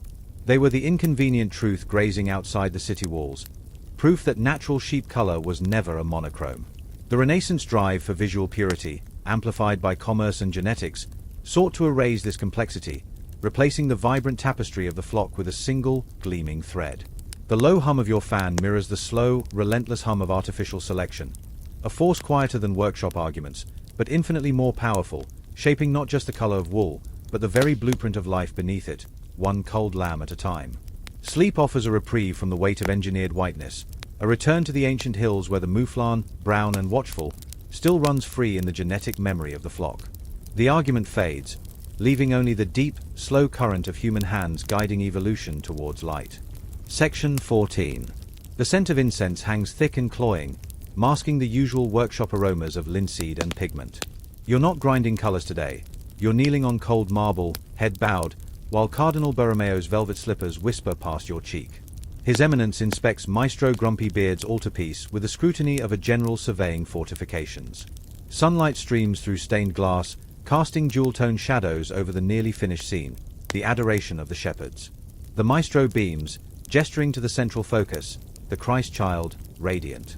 But the Cardinal's gaze drifts downward, to the sheep. Specifically, to a small, realistically rendered lamb near the manger, its fleece a delicate, warm beige. Maestro, the Cardinal murmurs, his voice soft as a dagger sliding from silk. The lamb. It appears diminished. A glacial silence follows. Grumpy Beard's smile freezes, then cracks. You feel the Maestro's frustration like a physical wave, the crushing weight of patron preference descending like a leaden cope. The quest for naturalism just collided with the immovable object of symbolic purity, and truth never stood a chance. This is the heart of the sheep color stalemate. Artists might champion observation, biology might favor diversity, chemistry might limit browns, but ultimately, the hand holding the purse strings held the brush. Mainstream historical fact: Renaissance art was overwhelmingly commissioned work. Patrons, wealthy merchants, noble families, and especially the church, weren't passive consumers. They were active collaborators, often dictating subject matter, composition, and symbolic details through detailed contracts. These documents could specify the exact number of saints, the quality of ultramarine used for the Virgin's robe, and yes, the hue of significant animals. A lamb representing Christ? Its whiteness wasn't negotiable. It was contractual dogma. Cardinal Borromeo wasn't being capricious. He was enforcing centuries of theological tradition and protecting the clarity of the sacred message. A beige lamb risked ambiguity. Was it just a lamb? Where was the divine signifier? In a world where art was didactic, a tool for teaching faith to the illiterate, symbolic clarity trumped zoological accuracy every time. The artist's frustration was the friction between servant and master. The pressure wasn't subtle. Patrons employed art advisors, often learned clerics or humanist scholars, to ensure doctrinal compliance. Imagine a Dor Dominican friar peering over your shoulder, pointing a bony finger, the lamb Maestro. Whiter. It must outshine the snow on Carrara marble. Its fleece should blind the sinner with purity. Artists developed survival strategies. Some, like Leonardo, compartmentalized, dissecting brown sheep in private notebooks while painting celestial white in public commissions. Others preemptively bleached their flocks, avoiding the cardinal's frown. Quirky, revealing tidbit. Persistent rumors suggest some painters kept two sets of preparatory sketches, one realistic, with varied sheep, for their own reference or private sales, and one sanitized, all white, to show patrons during approvals. It was artistic doublespeak, a quiet rebellion confined to the studio's shadows. The public face remained spotless, but the patron's palette extended beyond theology. Status and vanity bled into the fleece. A wealthy wool merchant commissioning a family chapel altarpiece might subtly insist the background sheep resemble his prized Spanish merinos, living advertisements of his commercial acumen. A noblewoman desiring a pastoral scene for her private chamber might demand sheep as white as my pearls, reflecting her cultivated delicacy. Even secular commissions weren't immune. Historians still argue whether the insistence on idealized white flocks in aristocratic portraits, where sheep symbolized pastoral virtue or land ownership, stemmed more from ingrained symbolic tradition, the patron's personal vanity, or simple artistic convention snowballed by centuries of religious precedent. Was it piety, pretension, or just habit that bleached the countryside? Cardinal Borromeo taps the beige lamb with a perfectly manicured fingernail. The sound echoes in the chapel. This earthiness distracts from the divine, he states, not unkindly, but with finality. The lamb is light, undimmed, undiminished. Correct it, maestro. Grumpy Beard's shoulders slump almost imperceptibly. The argument about light absorption, genetic diversity, or Signore Ricci's actual flock dies unspoken. The Cardinal's preference isn't a suggestion. It's a theological and financial decree. The maestro nods, his voice tight. Of course, your eminence. It shall be as pure as driven snow. The senior apprentice catches your eye. It's a look of weary resignation. Another retreat from reality, mandated from on high.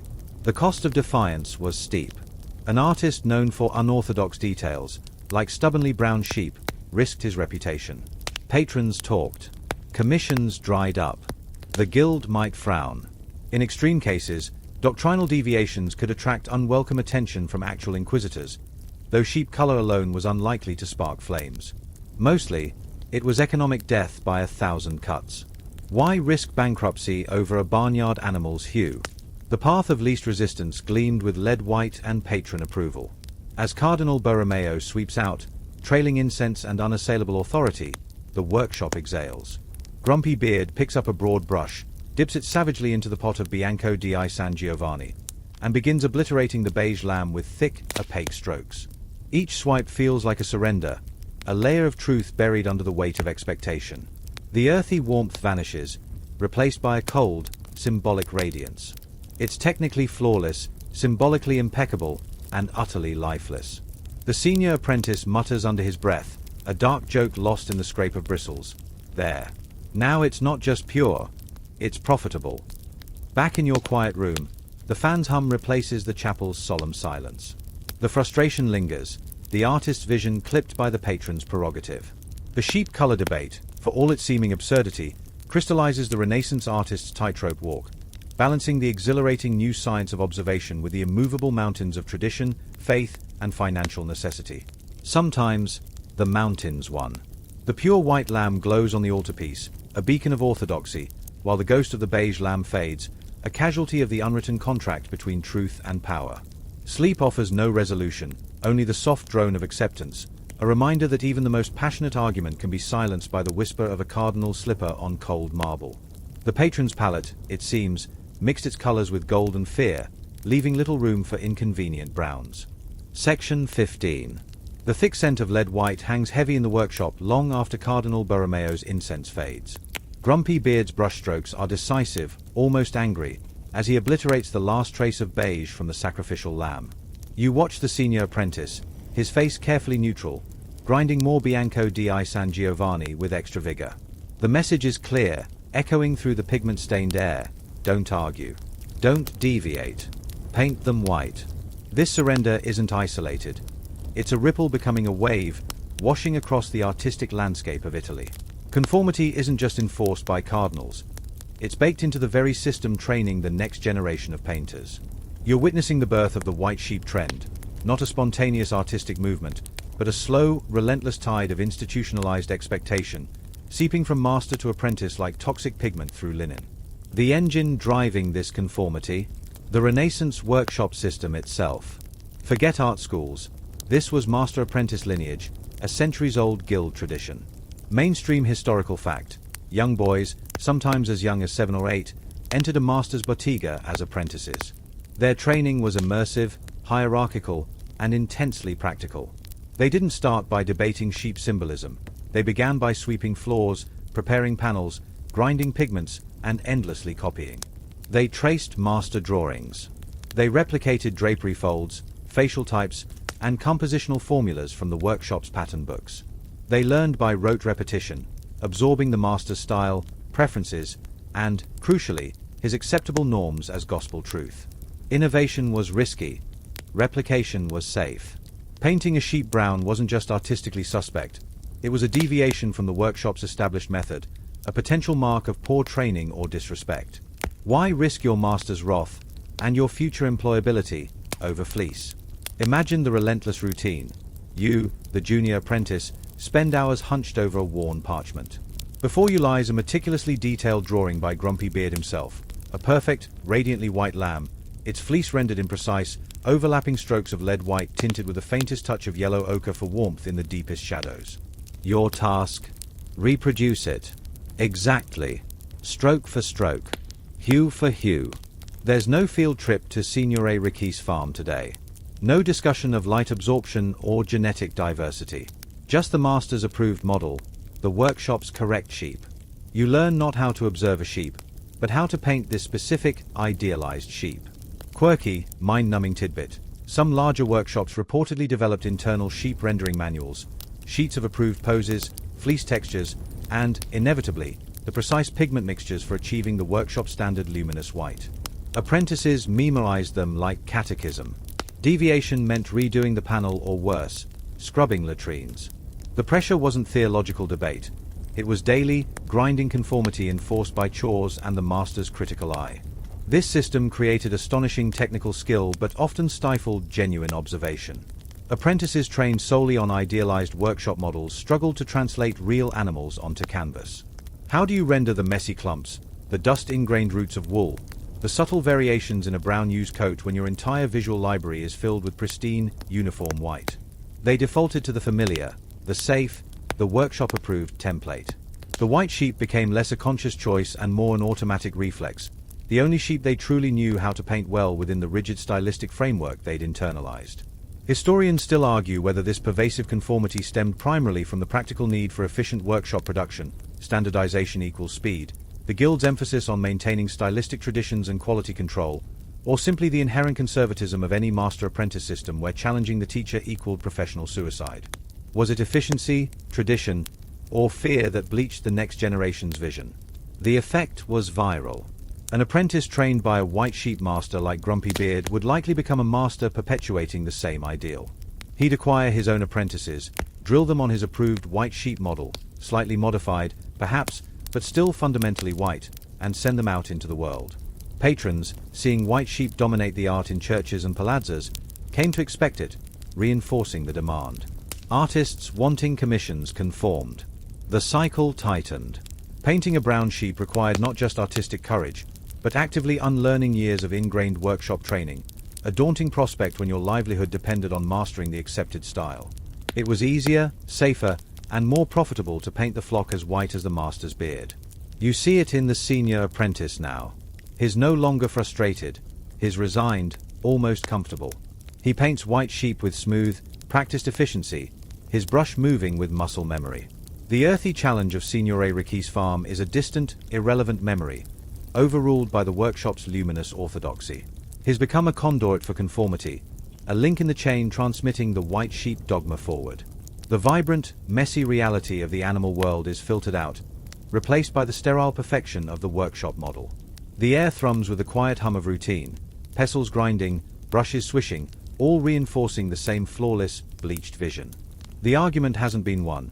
It's been bypassed, buried under layers of lead white and unquestioned tradition. Standing amidst the rhythmic industry, the scent of linseed and lead thick in your throat, you feel the weight of this silent consensus. It's not passionate belief like Ross's outrage, nor pragmatic surrender like Grumpy Beard's to the cardinal. It's something deeper, more insidious. The quiet erosion of curiosity by institutional habit. The white sheep trend isn't a statement. It's the absence of one, the triumph of how it's always done over how it might be. The fan's soft were in your room mirrors the monotonous hum of the workshop, a sound not of creation, but of replication. Sleep descends, offering an escape from the weight of inherited whiteness, a world where perhaps, in dreams, sheep dare to be brown again, unnoticed by masters, guilds, or disapproving cardinals. The conformity deepens, a seamless, suffocating blanket woven from expectation, training, and the quiet fear of stepping off the well-trodden, blindingly white path. Section 16. The rhythmic scrape of pestles and the scent of lead-white fade, replaced by a different hum, the low murmur of the North Sea against dikes, the caw of gulls over Bruges canals, and the sharp, earthy tang of peat fires mingling with damp wool and oil paint. You're far from Florence's sun-baked arguments now. Here, in the misty Low Countries, the air feels heavier, denser, soaked with moisture that softens edges and deepens shadows. And here, amidst the bustling markets and wind-scoured churches, a different kind of artist works. Not one paralyzed by Grumpy Beard's dogma or Cardinal Borromeo's frown, but painters like Peter Bruegel the Elder and Albrecht Dürer, whose eyes seem glued not to heavenly ideals, but to the mud-splattered, dung-caked, gloriously real world under their boots. While Italy bleached its flocks, these northern masters quietly, stubbornly, painted sheep brown. Welcome to the resistance, the rebels sneaking earthy truth onto canvas, one dappled fleece at a time. You feel the shift immediately. Step into a Flemish market scene by Bruegel. The air practically steams with life. Fishmongers bellow, children tumble in the mud, dogs scavenge, and the sheep, the sheep. They're not ethereal clouds. They're sturdy, workaday creatures. Mottled greys, warm browns, dirty creams. Their fleece looks thick, practical, often tangled with burrs or caked in the very earth they graze. A ewe might be vigorously scratching her flank against a post. A ram's horns curve with functional menace. They exist not as symbols, but as part of the vibrant, chaotic tapestry of peasant life Bruegel chronicles with such wry affection.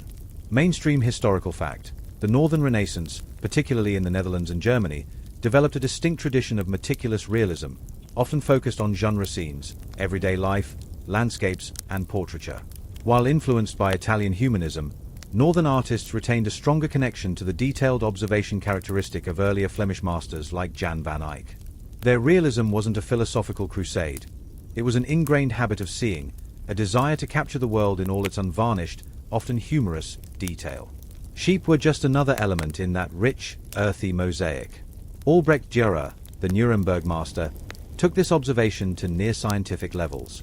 While Italian apprentices copied workshop-approved white lambs, Dürer was out in field sketching actual animals with a naturalist's precision. His famous study of a lamb, 1504, isn't a symbol, it's a portrait. You see the delicate structure of the skull beneath the fleece, the texture of the wool, fine near the skin, coarser on the outer layer, the alertness in the eye, the slightly awkward stance of a young animal. It's brown. Warm, soft, undeniably earthly. Dürer treated animals, sheep, rabbits, birds, even insects, with the same anatomical reverence he gave to human figures. He didn't paint sheep brown to defy Italy. He painted them brown because that's what they were. His art was a testament to looking closely, without the filter of symbolic imperative or workshop fashion. Here's the quirky, wonderfully subversive tidbit. Bruegel, the master of embedding social commentary, reportedly used his realistically brown sheep as subtle jabs. Imagine a crowded scene like the procession to Calvary. Amidst the teeming mass of humanity following Christ, you spot a small flock of sheep grazing placidly in a corner. Not white, brown, mottled, utterly oblivious to the monumental drama unfolding beside them. Historians muse, was this Bruegel reminding viewers of life's mundane continuity? A sly comment on how the grand narratives of church and state often ignored the simple, earthy realities of ordinary creatures and people. Or just his irrepressible urge to paint what he saw. Similarly, in ostensibly religious scenes like the numbering at Bethlehem, the background flocks are resolutely ordinary, diverse, and not uniformly white, grounding the sacred event in a palpably real, Flemish winter landscape. He smuggled realism into sacred spaces under the very noses of potential critics, cloaked in the sheer, overwhelming detail of his bustling compositions. Historians still argue whether Northern artists' insistence on realistic sheep and other earthy details stemmed primarily from a distinct theological view valuing God's creation in all its humble forms, a cultural preference for unvarnished truth-telling, or simply the lack of overwhelming pressure from a centralized church patron system demanding Italianate idealism. Was it faith, honesty, or the damp Flemish fog shielding them from Mediterranean dogma? The difference in patronage mattered. While Italian artists often relied on powerful church commissions or wealthy merchant princes demanding specific iconography, many Northern masters found patrons among the prosperous urban bourgeoisie, merchants, civic leaders, educated professionals. These patrons often valued recognizable detail, skillful execution, and scenes reflecting their own world. They wanted their portraits accurate, their landscapes familiar, their market scenes bustling with life they recognized. A meticulously painted brown sheep in a landscape wasn't a theological error. It was a mark of the artist's skill in capturing their reality. It felt authentic, grounded. There was less pressure to transform the local, sturdy Flemish sheep into imported Spanish merinos or spotless symbols. The northern flock could stay stubbornly, beautifully brown. So, while Florence argued, Bruges and Nuremberg observed. While workshops standardized white, northern studios celebrated diversity. The rebels weren't shouting manifestos. They were quietly filling their canvases with the scratchy textures, the varied hues, the unglamorous vitality of real animals in real landscapes. They offered a counter-narrative, proof that naturalism didn't have to mean sanitizing the world into symbolic perfection. It could embrace the mud, the mottling, the beautiful, complicated brown of a working sheep's coat. The scent of peat smoke and damp wool replaces the cloying incense and linseed of Italy. The lowing of a real cow, the bleat of a brown ewe, the caw of a crow, these are the sounds here, not the crash of pigment pots or the cardinal's soft reproach. The fans gentle were in your room blends with the imagined North Sea wind, a cooler, clearer breeze cutting through the accumulated dogma. Sleep drifts in, carrying the image of Bruegel's sturdy, oblivious brown sheep grazing peacefully beneath Golgotha, a quiet testament to the enduring power of simply looking and painting what is. The rebellion isn't loud. It's persistent, rooted in earth, and gloriously, unapologetically drab. Section 17. The crisp tang of peat smoke and the earthy musk of Bruegel's brown sheep fade, replaced by a sharper, more immediate assault on your senses. You're not gazing at a canvas now. You're ankle-deep in the glorious, unvarnished muck of a real Renaissance farmyard just outside Siena. Forget serene shepherds playing pipes under shady oaks. The air here vibrates with flies buzzing over steaming dung heaps, the sharp tang of ammonia from sheep urine soaking into packed earth, and the low, guttural complaints of oxen straining against wooden yokes. A shepherd, not a graceful youth with artfully tousled hair, but a wiry old man named Bernardo with a face like cured leather and fingers knotted from decades of hauling fleece, spits a stream of brown tobacco juice perilously close to your boot. His shouting at a stray ewe, his vocabulary as richly textured and unprintable as the mud caking his leggings. This is the raw, pungent reality the pastoral painters scrubbed clean. You're knee-deep in the gaping chasm between the grimy, exhausting truth of agricultural life and the impossibly sanitized fantasies glowing on chapel panels and palazzo walls. The sheep color debate wasn't just about pigments. It was the tip of a very dirty iceberg called denial. Mainstream historical fact: pre-industrial farming was relentless, backbreaking, and intimately entangled with filth. Days began before dawn, ended after dusk, and revolved around cycles of birth, manure, and death. Sheep weren't passive props. They were stubborn, vulnerable, labor-intensive assets. They got fly strike, maggots infesting soiled fleece, foot rot from damp pastures, and succumbed to mysterious staggers. Shepherds didn't lounge. They trudged miles in all weather, mended fences, hauled water, and wrestled ewes during difficult lambing, emerging blood-spattered and exhausted. Manure wasn't a discreet little pile in the corner of a painted pasture. It was tons of the stuff, requiring constant carting and spreading, a chore that left hands cracked, backs aching, and the air thick with an eye-watering stench. The idealized pastoral scene was a luxury fantasy crafted by artists who likely never mucked out a stable or wrestled a panicked ram. Your idea of farm work is petting a clean lamb while wearing silk. Bernardo's reality is wading through ankle-deep slurry before breakfast, hoping the wolves stayed up in the hills last night. Here's the quirky, darkly humorous tidbit that highlights the sanitization. Some art historians speculate that a few sly northern artists, perhaps influenced by Bruegel's mischievous spirit, occasionally snuck realistic farmyard details into even idealized scenes as subtle, subversive jokes. Look closely at the pristine edge of a Tuscan meadow painted by a lesser-known follower of Raphael. Is that a suspiciously textured brown mound near the hedge? Could it be a carefully rendered dung heap, camouflaged amongst the wildflowers? Or perhaps a fly, meticulously painted buzzing near the nose of a too-clean shepherd? These weren't mistakes. They were tiny acts of realism rebellion, hidden Easter eggs for those who knew the smell of real country life. Imagine a wealthy merchant's wife admiring the lovely scene, utterly oblivious to the artist's inside joke festering in the corner. It's the Renaissance equivalent of tagging a pristine city wall. Why the colossal disconnect?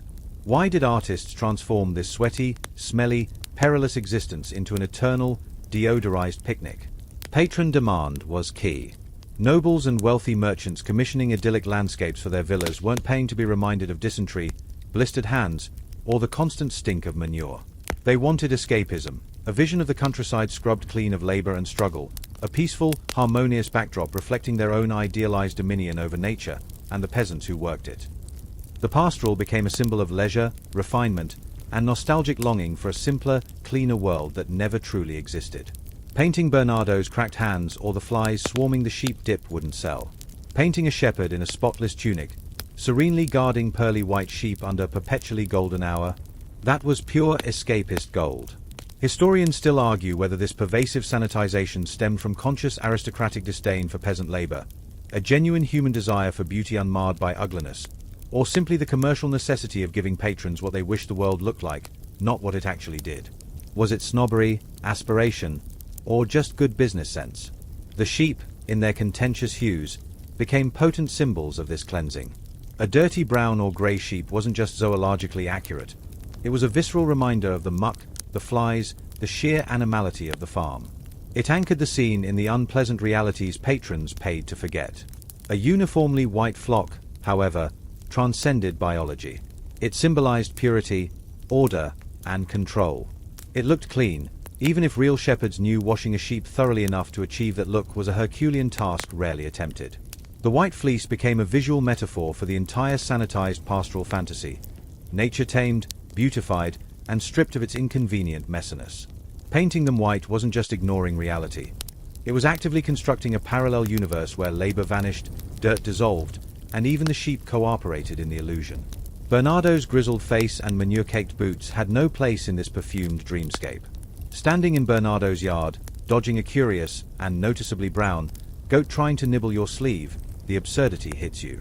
The fierce arguments in Florence about which shade of white best symbolized purity seem ludicrously detached from this world of calloused hands, buzzing flies, and the constant, low-level battle against entropy. If Bernardo saw one of Grumpy Beard's luminous altarpieces with its spotless shepherds and radiant flocks, he'd likely snort, mutter something profoundly unflattering about city folk, and go back to digging a drainage ditch. The pastoral fantasy wasn't for him. It was a luxury item for those who could afford to romanticize the labor that fed them. The scent of damp earth, dung, and animal sweat is overwhelming, a far cry from the faint lavender or citrus scents wealthy patrons might use to mask the city's own stench. It's the smell of reality, pungent and unapologetic. As you finally escape the farmyard, the smell clinging to your clothes like a stubborn truth, the quiet hum of your fan feels like a blessing. The sanitized pastures of art fade, replaced by the vivid, grimy memory of Bernardo's world. The sheep color debate shrinks, exposed as a surface symptom of a deeper, wider chasm. The human desire to replace the complicated, often ugly, truth of our existence with a cleaner, brighter, whiter fiction. Sleep beckons, offering a temporary escape from both the muck and the illusion, a neutral ground where neither pristine flocks nor dung heaps hold sway. The gap remains, as vast and pungent as ever, proving that sometimes the most beautiful lies are painted in the cleanest, brightest white. Section 18. The scent of the farmyard, dung, damp wool, and Bernardo's pipe smoke lingers in your memory like a stubborn stain as you return to Grumpy Beard's workshop. But here, a different odor dominates, the sweet, metallic tang of white lead. It clings to the air, seeps into your clothes, coats the back of your throat. Senior apprentice Luca coughs, a dry, rattling sound that's become as familiar as the scrape of pestles. He dips his brush into the thick, buttery paste of Bianco di San Giovanni, layering another impossibly radiant highlight onto a sheep's fleece. The luminosity is undeniable, almost heavenly. But you watch Luca's hand tremble slightly, see the faint grey tinge beneath his eyes. The quest for purity has a hidden cost, paid not in florins, but in slow, insidious poison. While patrons demanded divine radiance and artists chased ethereal light, the very tool that made it possible was quietly killing them. The sheep aren't just white, they're painted with peril. Lead white, cerussa, flake white, wasn't just asterisk pigment. It was the Renaissance artist's indispensable alchemy. Mainstream historical fact, its unparalleled opacity, brilliance, and buttery handling made it irreplaceable. No other white could achieve that dense, luminous coverage, essential for highlights, flesh tones, drapery folds, and yes, spotless fleece. It dried quickly, allowing artists to build layers rapidly. Crucially, it was relatively cheap and abundant compared to precious blues or crimsons. Workshops bought it in bulk, grinding massive batches that filled the air with toxic dust. Apprentices like Luca spent hours inhaling it while preparing paints. Masters absorbed it through their skin as they blended it with linseed oil on their palates. The dangers were known, albeit vaguely. Ancient Romans like Pliny the Elder had noted lead's toxicity. Yet, the allure of its visual power drowned out the warnings. What was a little colic compared to capturing the divine glow of the Agnus Dei? Imagine the workshop routine. You, grinding a lump of lead carbonate on the porphyry slab. The dust rises in pale clouds, settling on your hands, your tunic, your bread at lunch. It tastes faintly sweet, metallic. Maestro Grumpy Beard barks, "Faster! We need more Bianco for the Cardinal's lambs." You grind harder, breathing deeper. The dust coats your lungs. Weeks later, a dull ache starts in your belly. Then comes painter's colic, agonizing cramps that double you over, cold sweats, relentless constipation. Luca suffers it monthly now. Some masters developed wrist drop, a paralysis from nerve damage, their once steady hands trembling uncontrollably. Others succumbed to lead-induced madness, paranoia, hallucinations, dismissed as artistic temperament. Quirky, horrifying tidbit. Some resourceful or desperate workshops reportedly tried mixing lead white with honey or egg yolks, hoping to bind the dust, only to create sticky, unusable paste that attracted vermin. The lead remained, a silent guest in every brushstroke of white fleece, every pearly highlight on a saint's robe. The sheep's purity was literally toxic. Why persist? Because the alternatives were worse. Cream of tartar white, chalky, weak, transparent, useless for covering power. Bone white, made from calcined animal bones, it yielded a cool, greyish tone, prone to yellowing and lacking brilliance. Lime white, unstable, prone to reacting with other pigments or moisture, potentially ruining entire panels. None possessed lead white's magical combination of opacity, warmth, and workability. For artists obsessed with achieving luminous, three-dimensional form and symbolic purity, lead white wasn't a choice, it was a necessity. To abandon it meant abandoning the visual language of the Renaissance itself.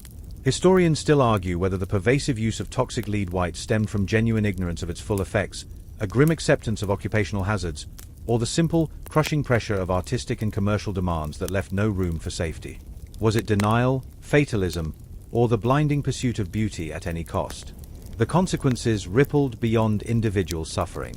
The reliance on lead white actively shaped the look of Renaissance art, reinforcing the trend towards idealized whiteness. Its thick opacity encouraged painting fleece as solid, sculptural masses, those fluffy, cloud-like forms that became standard. Achieving the subtle, matted texture of a real brown or grey fleece would have required nuanced layering with midtones and transparent glazes, techniques more feasible with safer earth pigments but far harder to execute convincingly with the limited, unstable browns available. Lead white made idealized sheep easier to paint effectively. Its brilliance also harmonized perfectly with the era's love for clear, strong light and sharp contrasts, chiaroscuro. A brown sheep, absorbing more light, would have demanded a subtler, more atmospheric handling, something Venetian painters explored but Florentines often resisted. The toxic pigment didn't just enable the white sheep, it subtly dictated the very style in which it was rendered, pushing artists towards a bold, sculptural, high-contrast aesthetic where pure white reigned supreme. Back in the workshop, Luca winces, pressing a hand to his abdomen. He dips his brush again. The lead white catches the light, dazzling. The sheep on the panel glows with unearthly radiance. It's beautiful. It's deadly. The irony hangs thick in the toxic air. The quest to depict divine purity, spiritual light, and symbolic innocence relied on a material that brought pain, decay, and madness. The radiant lamb was born from poison. Maestro Grumpy Beard admires the effect, oblivious or indifferent to Luca's pallor. Perfect, Luca. See how it signifies the unblemished soul. Luca manages a weak nod, swallowing back nausea. The gap between the symbol and its material reality feels like a physical chasm. As the workshop day ends, the scent of lead clings to your skin. Outside, the evening air feels clean, sharp. Luca stumbles home early, another bout of colic rising. Standing in your quiet room later, the fan's gentle whir feels like a lifeline, pushing away the metallic taste of the workshop. The memory of Bernardo's pungent, living farmyard feels strangely healthier than the toxic pursuit of visual perfection. The Renaissance sheep, frozen in their luminous, leaden glory on countless altarpieces, stand as monuments not just to faith or fashion, but to a terrible, beautiful paradox. The human cost of crafting heaven on earth, one poisonous brushstroke at a time. Sleep descends, offering a fragile sanctuary from the sweet, insidious scent of sacrifice lingering in every radiant, deadly tuft of wool. The pursuit of light, it seems, sometimes demanded walking willingly into shadow. Section 19. The rhythmic scrape of Luca grinding lead white fades into a different sound, the low murmur of Latin chants echoing through a vast, shadow-drenched Roman basilica. The year is 1620, give or take. The air hangs heavy with incense and beeswax, thick enough to taste. Sunlight, filtered through high, stained-glass windows, slashes dramatically through the gloom, illuminating not a serene flock of white sheep, but a writhing marble figure, Bernini's ecstasy of Saint Teresa. Her face is a mask of divine agony and bliss, robes cascading like frozen waterfalls, stones seemingly melting into ethereal light. Nearby, a Caravaggio altarpiece glows in the candlelight, stark chiaroscuro carving saints from darkness, their faces etched with raw human emotion, their dirty feet planted firmly on gritty earth. The sheep, if they're present at all, they're lost in the overwhelming theatricality, mere background texture in a new, high-stakes drama. The endless arguments over fleece hue feel suddenly quaint, like debating the color of a stage prop while the lead actor delivers a soliloquy that shatters the audience's hearts. The Renaissance's meticulous sheep scrutiny is being drowned out by the Baroque's deafening roar of emotion, movement, and light. The curtain is falling, quietly, on the wool wars. You feel the shift palpably. The driving forces of Renaissance art, obsessive observation, anatomical precision, perspectival order, the quest for harmonious rational beauty, are being swept aside. Mainstream historical fact: the Baroque period, roughly late 16th to early 18th century, reacted against Renaissance restraint, embracing dynamism, theatricality, intense emotion, and a direct, visceral appeal to the viewer's senses and faith. Grandeur replaced grace, movement trumped stability, light became a weapon of divine revelation, not just a tool for modeling form. Artists like Caravaggio, Bernini, Rubens, and Rembrandt weren't interested in whether a sheep was biologically accurate or symbolically pristine. They wanted impact. They sought to overwhelm, to astonish, to make the divine feel terrifyingly immediate or the earthly heartbreakingly real. In this sensory onslaught, the precise tint of a lamb's fleece became irrelevant background noise. Was Bernini going to pause mid-chisel to debate whether his marble lamb should have a slightly warmer undertone? Unthinkable. The stone itself needed to breathe, to weep, to transcend mere wool. Caravaggio exemplifies this ruthless focus. His supper at Emours isn't about the bread or the fish or any potential sheepskin on the floor. It's about the explosive moment of recognition. Christ revealed, the disciples' arms flung wide in shock, the innkeeper frozen in oblivious ignorance. The light isn't modeling fleece texture. It's a physical manifestation of revelation, slashing across the table, illuminating faces with almost brutal intensity. Every element serves the emotional and narrative bomb. A meticulously rendered brown or white sheep in the corner would be a distraction, an irrelevance. The painting's power lies in its radical focus, its ruthless editing of anything not essential to the emotional core. The pastoral harmony Renaissance masters labored over. It feels static, bloodless, compared to Caravaggio's electrified shadows and raw humanity. Here's the quirky, slightly melancholic tidbit. Some art historians posit that the last gasps of the sheep color debate might be found, ironically, in the increased stylization of the Agnus Dei itself in Baroque art. Freed from the Renaissance pressure for naturalistic observation within a rational space, the Lamb of God often became more abstractly symbolic, more radiantly unreal. Think of Francisco de Zurbaran's haunting paintings. A single, isolated lamb, often bound, its fleece not just white but luminous, glowing against an inky black void. It's not a real animal. It's pure symbol, pure pathos, designed for maximum devotional impact. The argument about real sheep color becomes utterly meaningless here. The lamb is light, sacrifice, innocence distilled into an almost abstract form. The messy reality of Signore Ricci's farm, or even the toxic compromises of the Renaissance workshop, are galaxies away. Historians still argue whether the sheep color debate truly faded due to a fundamental shift in artistic priorities, drama over detail, the sheer exhaustion of generations arguing over minutiae, or simply because the Baroque scale and emotional intensity made such focused arguments seem parochial and small. Did the fire burn out, or was it simply engulfed by a larger, brighter explosion? The practicalities shifted too. Baroque patrons, often the Counter-Reformation Church seeking to reassert its emotional power or absolute monarchs displaying overwhelming might, demanded spectacle. They commissioned colossal frescoes covering vaulted ceilings, dramatic sculptural groups, altarpieces designed to stun the faithful into awe. Artists managed vast workshops, coordinating teams of specialists.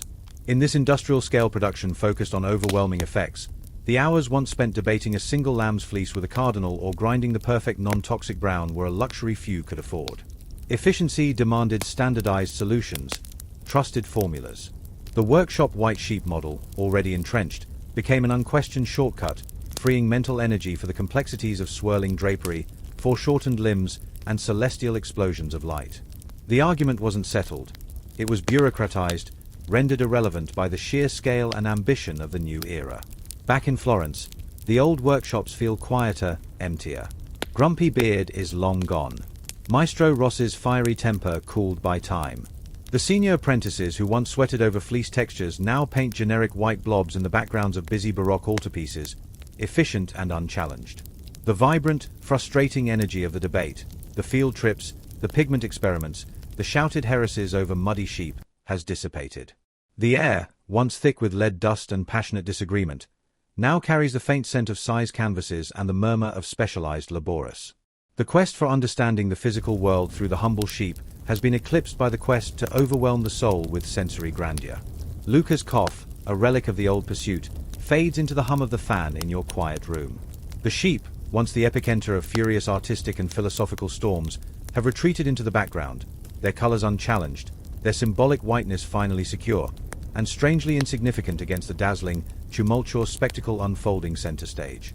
The curtain falls not with a bang, but with a quiet sigh, as the last echoes of the wool wars dissolve into the overwhelming, glorious noise of the Baroque. Sleep descends, heavy and final, carrying away the earnest arguments about fleece, leaving only the lingering impression of marble that breathes and light that cuts like a knife. The age of the sheep is over. Long live the age of ecstasy.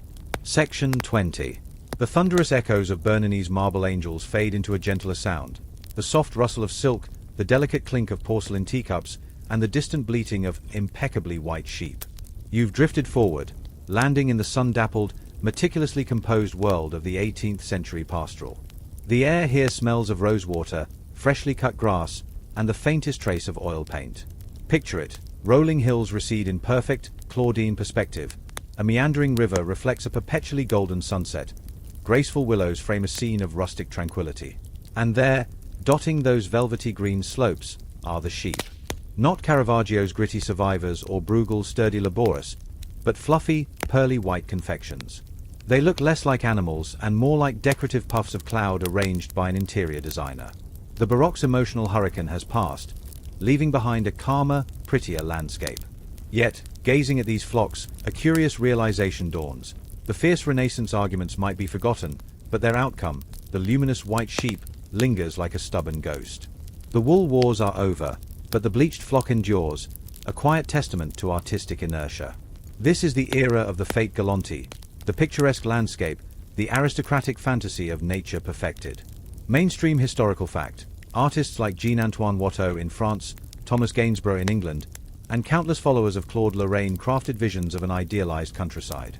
It was nature curated, sanitized, and presented as an elegant backdrop for leisure, romance, or poetic contemplation. The harsh realities Bernardo knew, the dung, the flies, the back-breaking labor, were banished utterly. Here, shepherds are graceful youths in satin breeches, shepherdesses are coquettes in lace-trimmed bodices, and the sheep are universally, relentlessly white. Their fleece is rendered with soft, feathery strokes, devoid of texture or individuality, blending seamlessly into the overall harmony of the scene. They aren't subjects, they're pastoral punctuation marks. The obsessive why of the Renaissance, the theological debates, the observational struggles, has evaporated. The white sheep are simply de rigueur, the accepted, unquestioned visual shorthand for idyllic countryside. How did this happen? The Baroque's focus on overwhelming emotion and spectacle pushed detailed background elements like sheep into obscurity. When the dust settled, artists reaching back for models of harmonious landscape naturally looked to the Renaissance masters, specifically their idealized pastorals, not their frustrated realism. They saw Raphael's serene meadows, Titian's golden-lit flocks, and absorbed the established convention: sheep equals white. There was no grumpy beard to argue the point, no Cardinal Borromeo demanding it. It was just the way pastoral scenes looked in the respected old master's work. The convention fossilized. Quirky, slightly absurd tidbit: some art supply shops in 18th century London and Paris reportedly sold pre-stenciled sheep shapes for landscape painters, convenient little cotton wool puffs to dab onto the canvas. Efficiency triumphed. Why wrestle with the messy reality of brown fleece when a dab of lead white, still toxic, still ubiquitous, conjured instant, accepted pastoral charm? It was artistic autopilot, centuries of argument reduced to a stencil. Yet, beneath the surface prettiness, faint tremors of the old debate occasionally surfaced. Look closely at a Gainsborough landscape like Mr. and Mrs. Andrews. The proud landowners stand amidst their vast estate. The land is rendered with nuanced detail, specific trees, recognizable field patterns, a tangible sense of their property. But the sheep grazing nearby? Small, generic white smudges. Gainsborough, capable of breathtakingly realistic portraiture, defaults to the symbolic flock. It begs the question, was this conservatism purely unthinking tradition, or a subtle reinforcement of the landowner's idealized vision of their domain, clean, orderly, prosperous? A brown sheep might hint at the mundane toil that actually sustained their elegance. Historians still argue whether the persistent whiteness of 18th century sheep stemmed from deep-seated aesthetic conservatism inherited from Renaissance ideals, a deliberate choice to maintain the pastoral fantasy for aristocratic patrons, or simply the practical ease of using a well-established, visually effective convention that required no fresh thought or observation. Was it habit, snobbery, or the lazy comfort of the familiar? Occasionally, a dissenting voice whispered. In England, George Stubbs, famed for his anatomically precise horses, sometimes painted sheep with more individual character and varied, earthy tones. His A Lion Attacking a Horse might feature background hues that look like actual animals, not decorative pom-poms. But Stubbs was an outlier, celebrated for his animal portraits, not his pastoral idyls. For the mainstream landscape painters catering to the tastes of the drawing room set, the white flock remained sacrosanct. It was less about accuracy and more about fulfilling an expectation, providing the visual equivalent of a soothing harpsichord sonata, pleasant, predictable, and utterly removed from bleating reality. Remember Maestro Grumpy Beard's outrage? 2 centuries later, his victory is complete, but the passion behind it is gone. The white sheep aren't defended, they're merely assumed. The sensory world of this 18th century idol feels muffled compared to the Renaissance workshop or Bernardo's farm. The sharp tang of pigment is buried under the scent of lavender sachets and beeswax polish. The lowing of cattle is replaced by the murmur of polite conversation. Even the light seems softer, filtered through muslin curtains.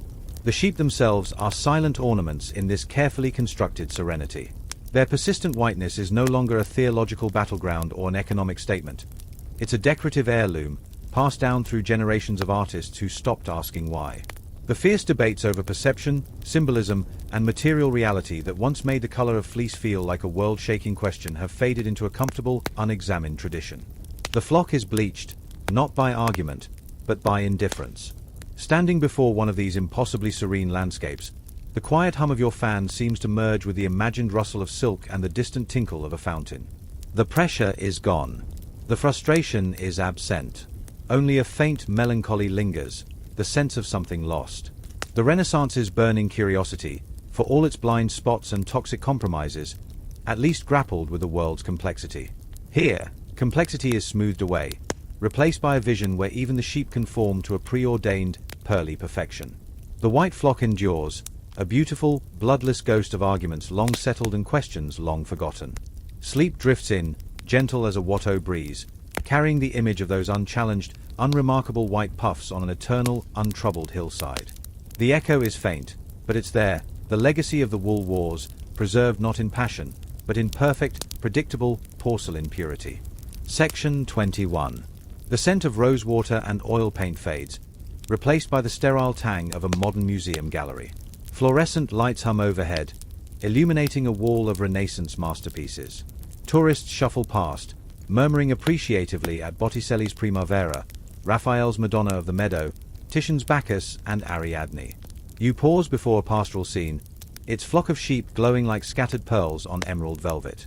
A child tugs her mother's sleeve. Look, Mommy. Sheep. They're all white, like in my book. The mother smiles. Yes, sweetie. Sheep are white. You suppress a sigh. The Renaissance artist's victory is complete, but it's birthed a stubborn modern myth, the always white historical sheep. This isn't just artistic legacy. It's a collective misremembering, a cultural hallucination spun from centuries of canvas and convention. You're standing in the echo chamber of the wool wars, where artistic preference has rewritten biological history in the public mind. This myth permeates everything. Children's books, flocks of identical snowballs, animated films, prancing white lambs, advertising idyllic dairy, gleaming white ewes in sanitized meadows. Even historical documentaries often superimpose generic white sheep onto medieval landscapes, perpetuating the error. Mainstream historical fact. Genetic studies of ancient sheep DNA and analysis of archaeological textile fragments prove European flocks were overwhelmingly mixed in color until relatively recent selective breeding. Medieval peasant tunics woven from dark brown or gray wool weren't stylistic choices. They reflected the dominant hues of local flocks. Yet, the Renaissance 18th century artistic filter has become our default historical lens. We don't see the past sheep, we see the artist's bleached ideal. Its history curated by Grumpy Beard's ghost. Why does this myth persist? Convenience is key. A white sheep is an instantly recognizable symbol: purity, innocence, pastoral peace. It requires no explanation, no messy historical context. It's the visual equivalent of a keyboard emoji, sheep. Universally understood, culturally ingrained. Introducing brown, black, or spotted sheep complicates the picture. It forces questions. Why were they different? What changed? The pristine white flock is a frictionless fiction, smooth as polished marble. Aesthetic inertia plays a role. Centuries of Western art have saturated our visual vocabulary with white flocks. We've been conditioned to associate sheep with that specific image, just as we associate knights with shining plate armor, often ignoring the prevalence of simpler male for centuries. The artistic convention feels like historical truth because it's all we've consistently been shown. Quirky, revealing tidbit. Modern sheep breed registries for heritage varieties like the Jacob or Hebridean sheep, notably multicolored, sometimes struggle against public perception. Farmers report tourists expressing surprise. Real sheep aren't supposed to look like that. Are they sick? The myth actively obscures genetic diversity. Here's the scholarly crackle.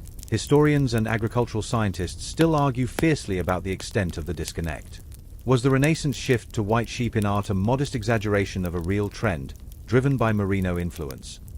Or was it a radical distortion, painting over a vibrant tapestry of color with a monochrome brush? Genetic evidence suggests regional variation was huge. In remote Scottish islands or alpine valleys, older, darker breeds persisted largely untouched by Merino mania well into the 19th century. Yet, these relic flocks rarely feature in popular historical imagery. The myth favors the simplified narrative. Furthermore, debate rages. Does the dominance of white sheep in art cause the modern myth, or is the myth merely a symptom of humanity's broader tendency to simplify and sanitize the past? Are we victims of artistic gaslighting, or willing participants in comfortable forgetting? The consequences ripple beyond pedantry. This myth subtly shapes our understanding of agricultural history. Believing sheep were always white obscures the massive human effort behind selective breeding. It downplays the economic drivers, the dye trade, the merino gold rush, that actively reshaped biology for profit. It erases the labor and knowledge of generations of pre-industrial farmers who managed diverse flocks adapted to local conditions, valuing hardiness or specific wool qualities over pure whiteness. The myth presents uniformity as natural, not engineered. It also sanitizes the past, aligning with the Renaissance 18th century fantasy of a clean, orderly countryside, masking the pungent, diverse, and often harsh reality of historical farming. Bernardo's grizzled face and motley flock fade not just from art, but from collective memory, replaced by a deodorized, pearly dream.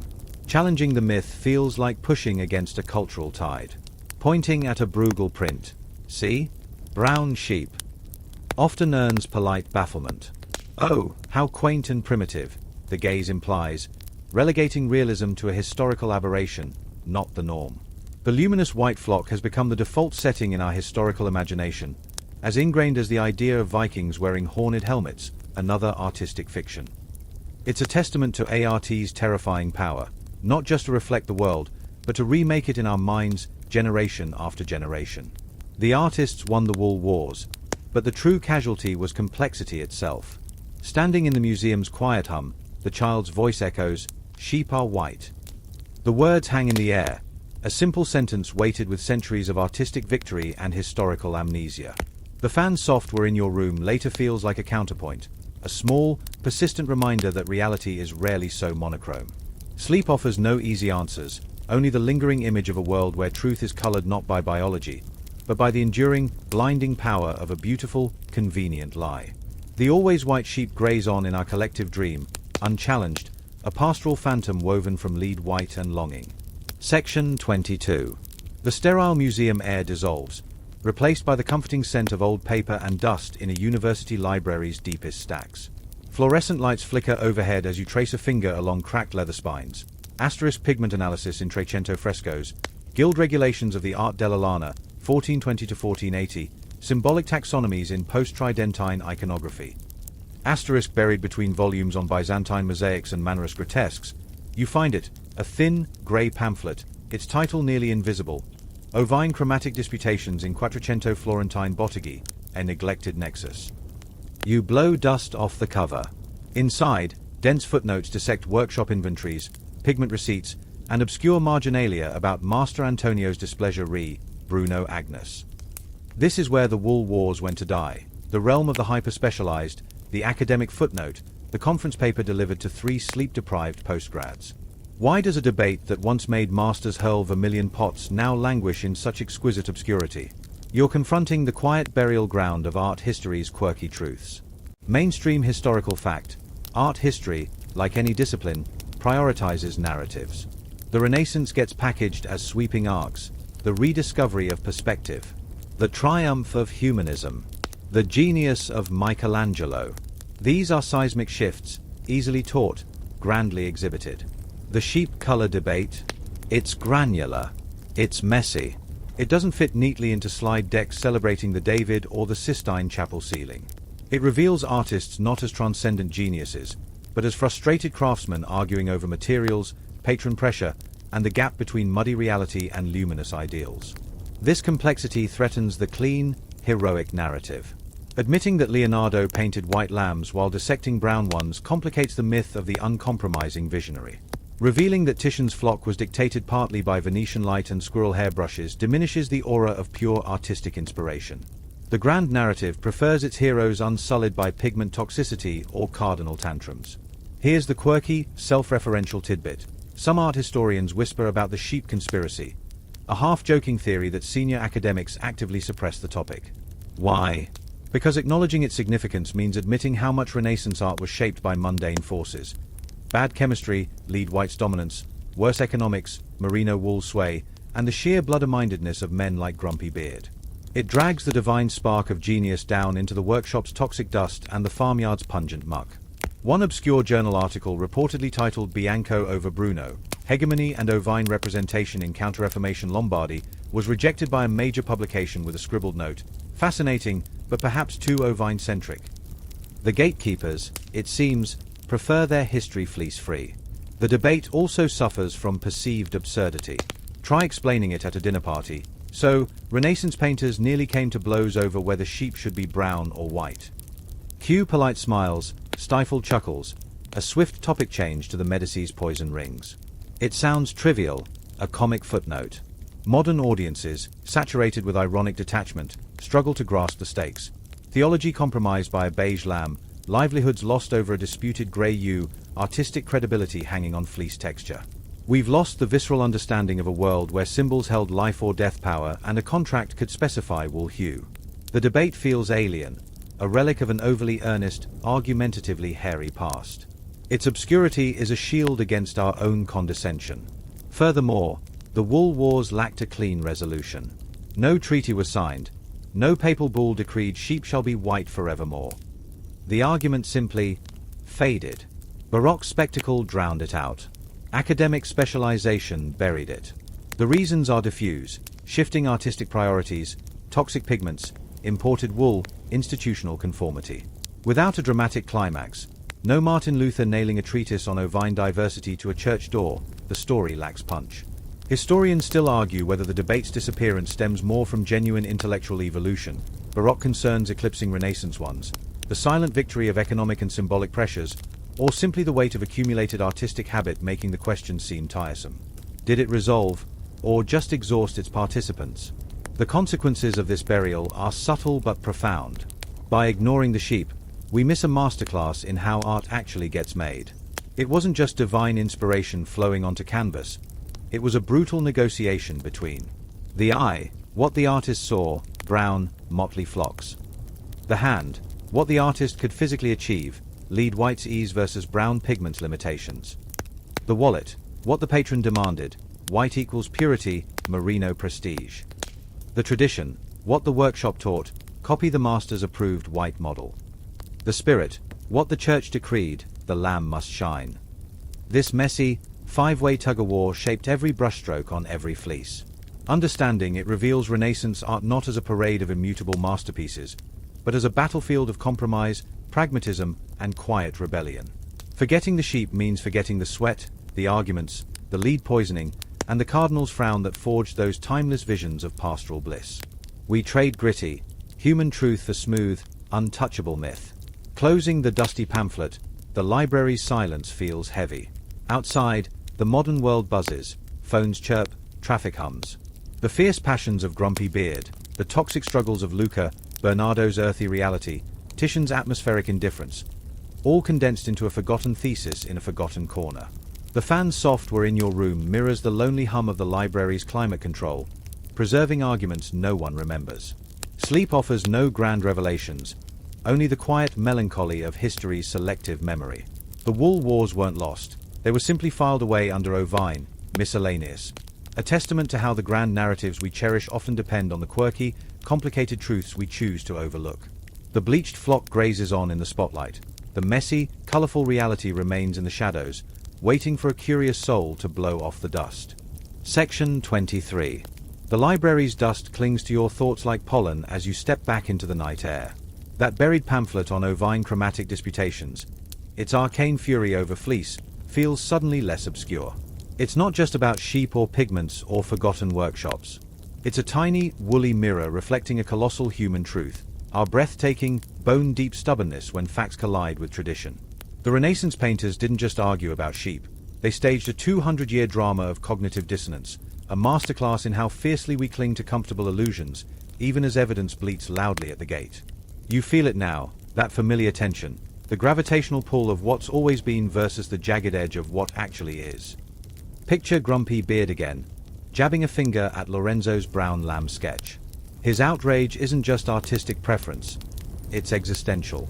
That brown fleece threatens his entire worldview, a universe where divine order demands white wool, where his workshop's reputation hinges on symbolic purity, where centuries of tradition crystallize into unquestioned truth. Admitting brown sheep exist isn't adjusting a detail, it's cracking the foundation.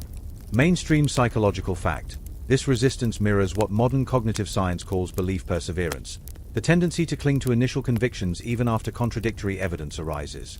Studies show discredited beliefs often leave ghost traces in the mind, influencing decisions long after logic dismisses them.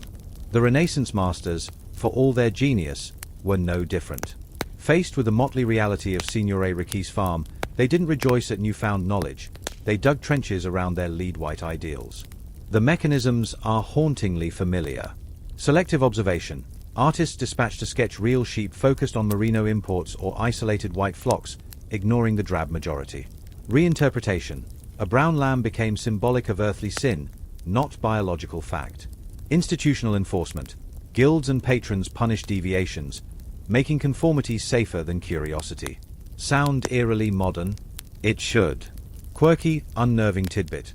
Corporate archives from the 1980s reveal executives dismissing early climate data as heretical gloommongering, reframing pollution as industrial vitality, and blacklisting scientists who challenged growth-obsessed orthodoxy, a perfect echo of Grumpy Beard shouting down his apprentice. The players change, the script of stubbornness remains. But why? At its core, this stubbornness isn't ignorance, it's protection. Traditions anchor identity. Symbols offer stability. Admitting the Lamb of God might resemble a common brown, you didn't just risk heresy charges. It threatened the cosmic order that made life comprehensible.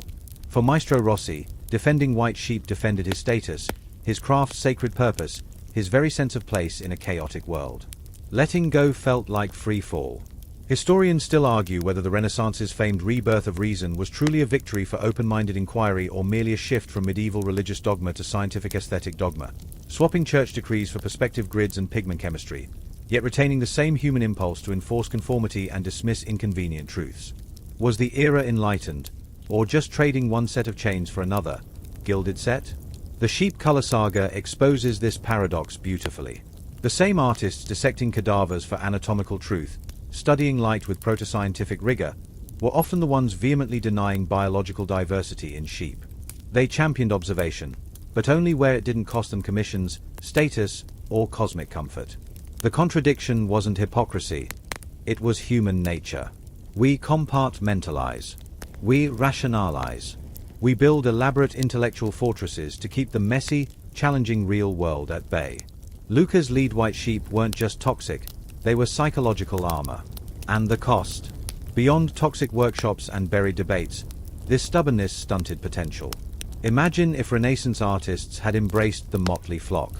Might they have pioneered subtler palettes, capturing the warmth of umber fleece in sunlight? Developed stable organic browns faster?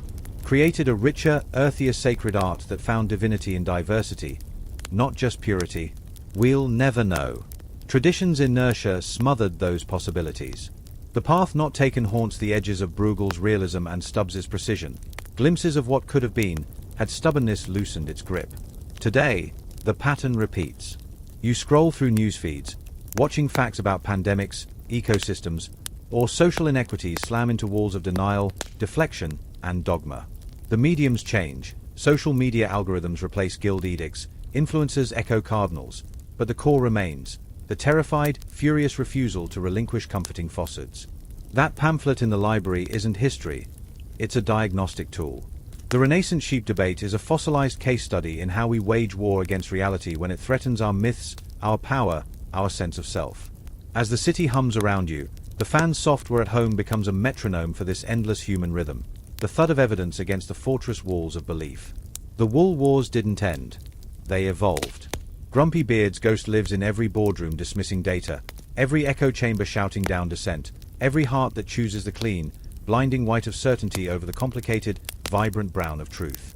Sleep won't resolve it. But perhaps, drifting off, you can almost hear Bernardo's laugh from his muddy farmyard, a raspy, unimpressed sound cutting through centuries of stubbornness, reminding you that real sheep, like real truth, rarely come in spotless white. They're earthier, messier, and they endure, long after the arguments fade. Section 24. The city's distant murmur fades, leaving only the fan's rhythmic whir and the weight of your pillow. That stubborn human echo, Grumpy Beard's outrage, Bernardo's shrug, Luca's toxic sacrifice, lingers like a phantom limb. You drift now through the quiet aftermath of the wool wars, not towards answers, but towards a softer reckoning. The arguments are spent. The pigments are dry. The sheep, whether white or brown, have long returned to dust. What remains isn't a verdict, but a quiet reflection on the sheer, magnificent stubbornness that binds us to our illusions, even as reality bleats persistently at the edges. The Renaissance wasn't just about beauty. It was a 200-year masterclass in how fiercely we cling to comfortable facades when truth comes knocking, hooves muddy and coat decidedly non-pearly. This resistance feels baked into our bones. Mainstream historical fact. The Renaissance itself was born from shattering one colossal illusion, the medieval worldview that placed Earth firmly at the universe's static center. Copernicus's heliocentric theory, emerging amidst the sheep debates, faced decades of fierce resistance from scholars, clerics, and even fellow astronomers. Admitting Earth wasn't the cosmic VIP lounge threatened theological certainty, philosophical hierarchies, and human ego. Sound familiar? Just as Grumpy Beard couldn't stomach brown lambs undermining symbolic purity, establishment minds couldn't accept Earth's demotion to celestial backwater. The mechanism was identical. Dismiss the evidence, Galileo's telescopic observations, bar lens flaws, reframe the heresy, it's just a mathematical model, not reality. And enforce conformity, hello, Inquisition. The scale was astronomical, the stubbornness intimately, sheepishly human. Here's the quirky, poignant footnote proving stubbornness transcends centuries. In 1903, as Wilbur and Orville Wright prepared for their first flight, the New York Times confidently editorialized that human flight might be possible in 1 million to 10 million years. Established scientists mocked them. Bureaucrats refused funding. The world knew heavier-than-air flight was impossible, just as Renaissance patrons knew sheep were symbolically white. The rights, like that stubborn apprentice sketching brown ewes, were dismissed as delusional tinkerers chasing dirt. Both succeeded by ignoring the chorus of impossible and inconvenient. Historians still argue whether this universal resistance stems more from fear of cognitive dissonance, the mental discomfort of holding conflicting ideas, the paralyzing weight of institutional inertia, or simple, garden-variety ego that can't admit being wrong. Was it terror, tradition, or just bruised pride that kept Maestro Rossi shouting? The tragedy isn't the initial resistance, that's human nature. It's the opportunity cost of delay. Imagine Renaissance art enriched by the textures of diverse fleece, exploring divine grace in earthy browns as well as celestial whites. Imagine scientific progress leaping forward decades earlier if Copernicus's peers had embraced the heliocentric model without decades of foot-dragging. That stifled potential whispers through history. Every entrenched dogma, from Ptolemaic astronomy to the always white sheep myth, represents paths not taken, innovations smothered in the cradle by the comforting blanket of the way things are. Luca's lead white sheep weren't just toxic, they were monuments to roads closed by collective stubbornness. The air in those workshops, thick with pigment and prejudice, choked off more than breath, it choked off possibility. Yet, amidst the frustration, a wry humor surfaces. Arguing over sheep hues makes modern social media flame wars about movie reboots look like Socratic dialogues. Imagine a papal envoy storming into a workshop, His Holiness demands retweets condemning that heretical topu. Or Maestro Grumpy Beard live tweeting his fury, just saw apprentice depict Agnus Dei in mud brown. #Arthur Z #cancel Lorenzo. The tools change, the absurd intensity remains. And the ultimate irony, using toxic lead white to symbolize purity. Nothing says unblemished soul like slowly poisoning yourself to paint it. It's the perfect metaphor for how our noblest ideals often get tangled in the messy, hazardous materials of human frailty. This stubbornness, though, isn't merely obstruction. It's also a perverse testament to what we hold sacred. Grumpy Beard's fury over a brown lamb wasn't just ego. It reflected a genuine, terrified reverence for the symbolic order that gave his world meaning. The cardinal's insistence on white wasn't just control. It was a desperate grasp for divine clarity in a confusing, changing world. Even our most misguided certainties spring from a deep need for coherence, stability, and significance. We build our fortresses of conviction not just to keep truth out, but to keep existential dread at bay.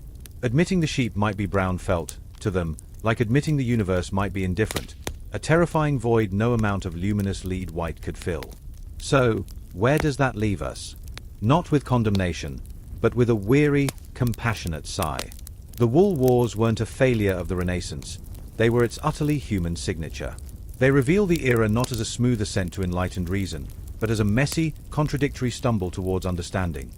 2 steps forward into anatomical dissection and perspective, 1 step back into pigment-fueled shouting matches over livestock. It's a pattern repeating in labs, boardrooms, and scrolling feeds today, the exhilarating reach for new truths constantly hampered by the white-knuckled grip on old certainties. The fan's drone deepens, a lullaby for relinquishment. The arguments fade, Ross's shouts, Luca's cough, the cardinal's soft command. Even Bernardo's earthy chuckle softens. What lingers is the quiet recognition. We are all, in some way, Maestro Grumpy Beard, clutching our lead-white certainties while the messy, beautiful, inconvenient truth grazes just outside the workshop door. We build our luminous ideals. We defend them fiercely. And sometimes, we poison ourselves in the process. The lesson isn't to stop building or defending, but perhaps to leave the door cracked open, to glance outside now and then, and to acknowledge the brown sheep and the Copernican truths, patiently waiting in the field.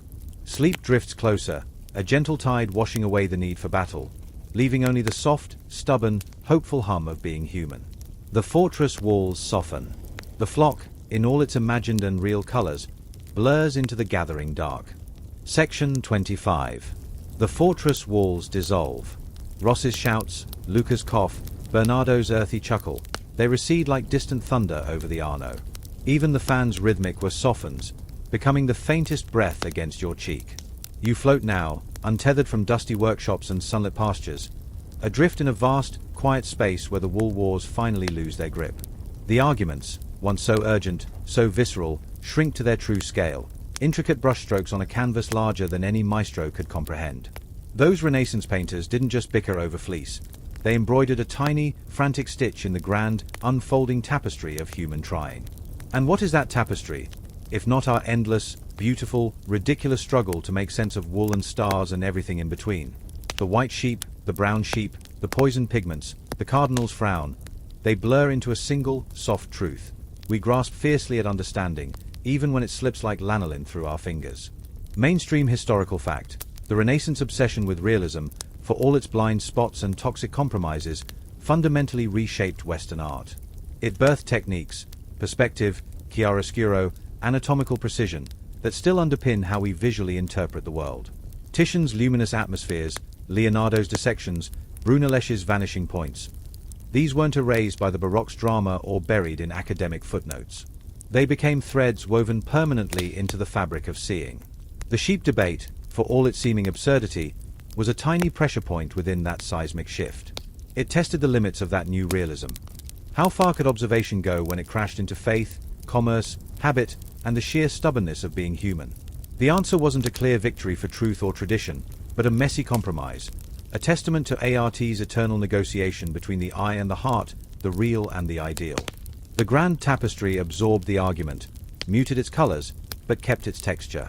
Here's the quirky, cosmic footnote that puts it all in perspective. In 1990, the Voyager 1 space probe, hurtling towards the edge of our solar system, turned its camera back towards Earth. From 4 billion miles away, our planet appeared as a single, pale blue pixel, Carl Sagan's pale blue dot. Imagine that pixel. On it, continents shift, empires rise and fall, glacier advance and retreat. And for a few centuries, in a handful of Italian city-states, men argued with astonishing passion about the correct color of sheep fleece in devotional paintings. The scale is laughable, humbling. Yet, within that pixel, those arguments mattered. They spoke of a species striving, however imperfectly, to depict its world, its gods, its place in the cosmos. They were part of the pixel's fragile, furious glow. Historians still argue whether such microhistories, like the sheep debate, reveal profound truths about human nature and cultural evolution, or if they're ultimately just charming curiosities, the equivalent of finding a single, oddly colored thread in the vast weaving and pondering its significance while ignoring the epic pattern unfolding across the loom. Does the thread define the tapestry, or is it merely absorbed? The answer, perhaps, is both. The wool wars didn't change the course of empires. They didn't halt plagues or invent flight. But they illuminate the intimate machinery of human endeavor, the gears of ego, faith, commerce, and curiosity that grind beneath the grand pronouncements of history books. They remind us that seismic shifts are built on countless tiny tremors, an apprentice sketching a brown ewe, a maestro slamming his fist, a cardinal tapping a panel with a manicured nail. The tapestry isn't woven by abstract forces. It's stitched by hands stained with pigment, sweat, and sometimes lead. Forgetting the sheep means forgetting the human sweat in the Renaissance miracle. Remembering them adds depth, shadow, and a wry, earthy humor to the luminous ideal. So, release the quarrel now. Let Grumpy Beard's indignation soften into a sigh. Let Luca's sacrifice be a quiet ache, not a shout. Let the bleached flocks graze peacefully in their gilded pastures, and the stubborn brown ghosts of Signore Ricci's farm fade into the twilight. Their battle is over, its echoes absorbed into the vast hum of time. What endures isn't the victory of white or the persistence of brown, but the impulse itself, the relentless, flawed, glorious human drive to capture the world, to wrestle meaning from wool and light and mud. That drive transcends pigments and popes. It built pyramids and sonnets, sent voyagers singing into the dark, and yes, made grown men argue fiercely about sheep. It's the thread that connects the cave painter's ochre bison to the digital artist's pixelated dream. The medium changes, the yearning remains. The tapestry stretches on, endlessly complex. New arguments flare over pixels and algorithms, identities and ecosystems. Truths that feel just as fundamental, just as fiercely defended, as Fleece Hugh once was. We are still Grumpy Beard and the Apprentice, still Luca and Bernardo, still weaving our stitches, sometimes luminous, sometimes toxic, always hoping our small contribution makes sense within the grand, unknowable design. The fan's whisper is the shuttle, moving steadily.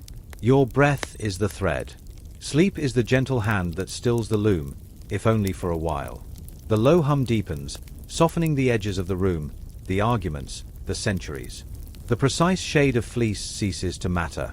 The grand tapestry of art, history, and human striving envelops the small, contentious flock, absorbing their colors, the white, the brown, the leaden, the earthy, into its boundless weave. The quarrel dissolves, not into nothingness, but into the quiet, enduring music of making meaning. The sheep are safe now, beyond debate, grazing in the eternal pasture of the past. Rest comes easily, a gentle surrender to the vast, beautiful, unfinished work. The loom rests. The shuttle pauses. The tapestry breathes. The quiet now is absolute, a soft blanket settling over the day's clutter and the century's clamor. Those distant painters, their furious debates over fleece and faith, their toxic pigments and luminous ideals, they've all receded, like ships vanishing into a gentle, moonlit fog. What lingers isn't the argument, but the echo of the effort, the shared, stubborn human pulse that beat beneath the shouts about wool. Feel it now, that quiet rhythm within your own stillness, the same pulse that drove them to capture light on canvas, to map the stars, to find holiness in a lamb's gaze, whether brown or white. It connects you, here in the soft dark, to Maestro Grumpy Beard squinting in his workshop, to Luca grinding poison under flickering candlelight, to Bernardo wiping sweat from his brow in a pungent farmyard. Different times, different battles, but the same fundamental yearning, to understand, to create, to leave a mark, however small, on the vast, indifferent night. Breathe deep. Let the weight of their struggles, their stubbornness, their compromises, lift away. They fought their wool wars.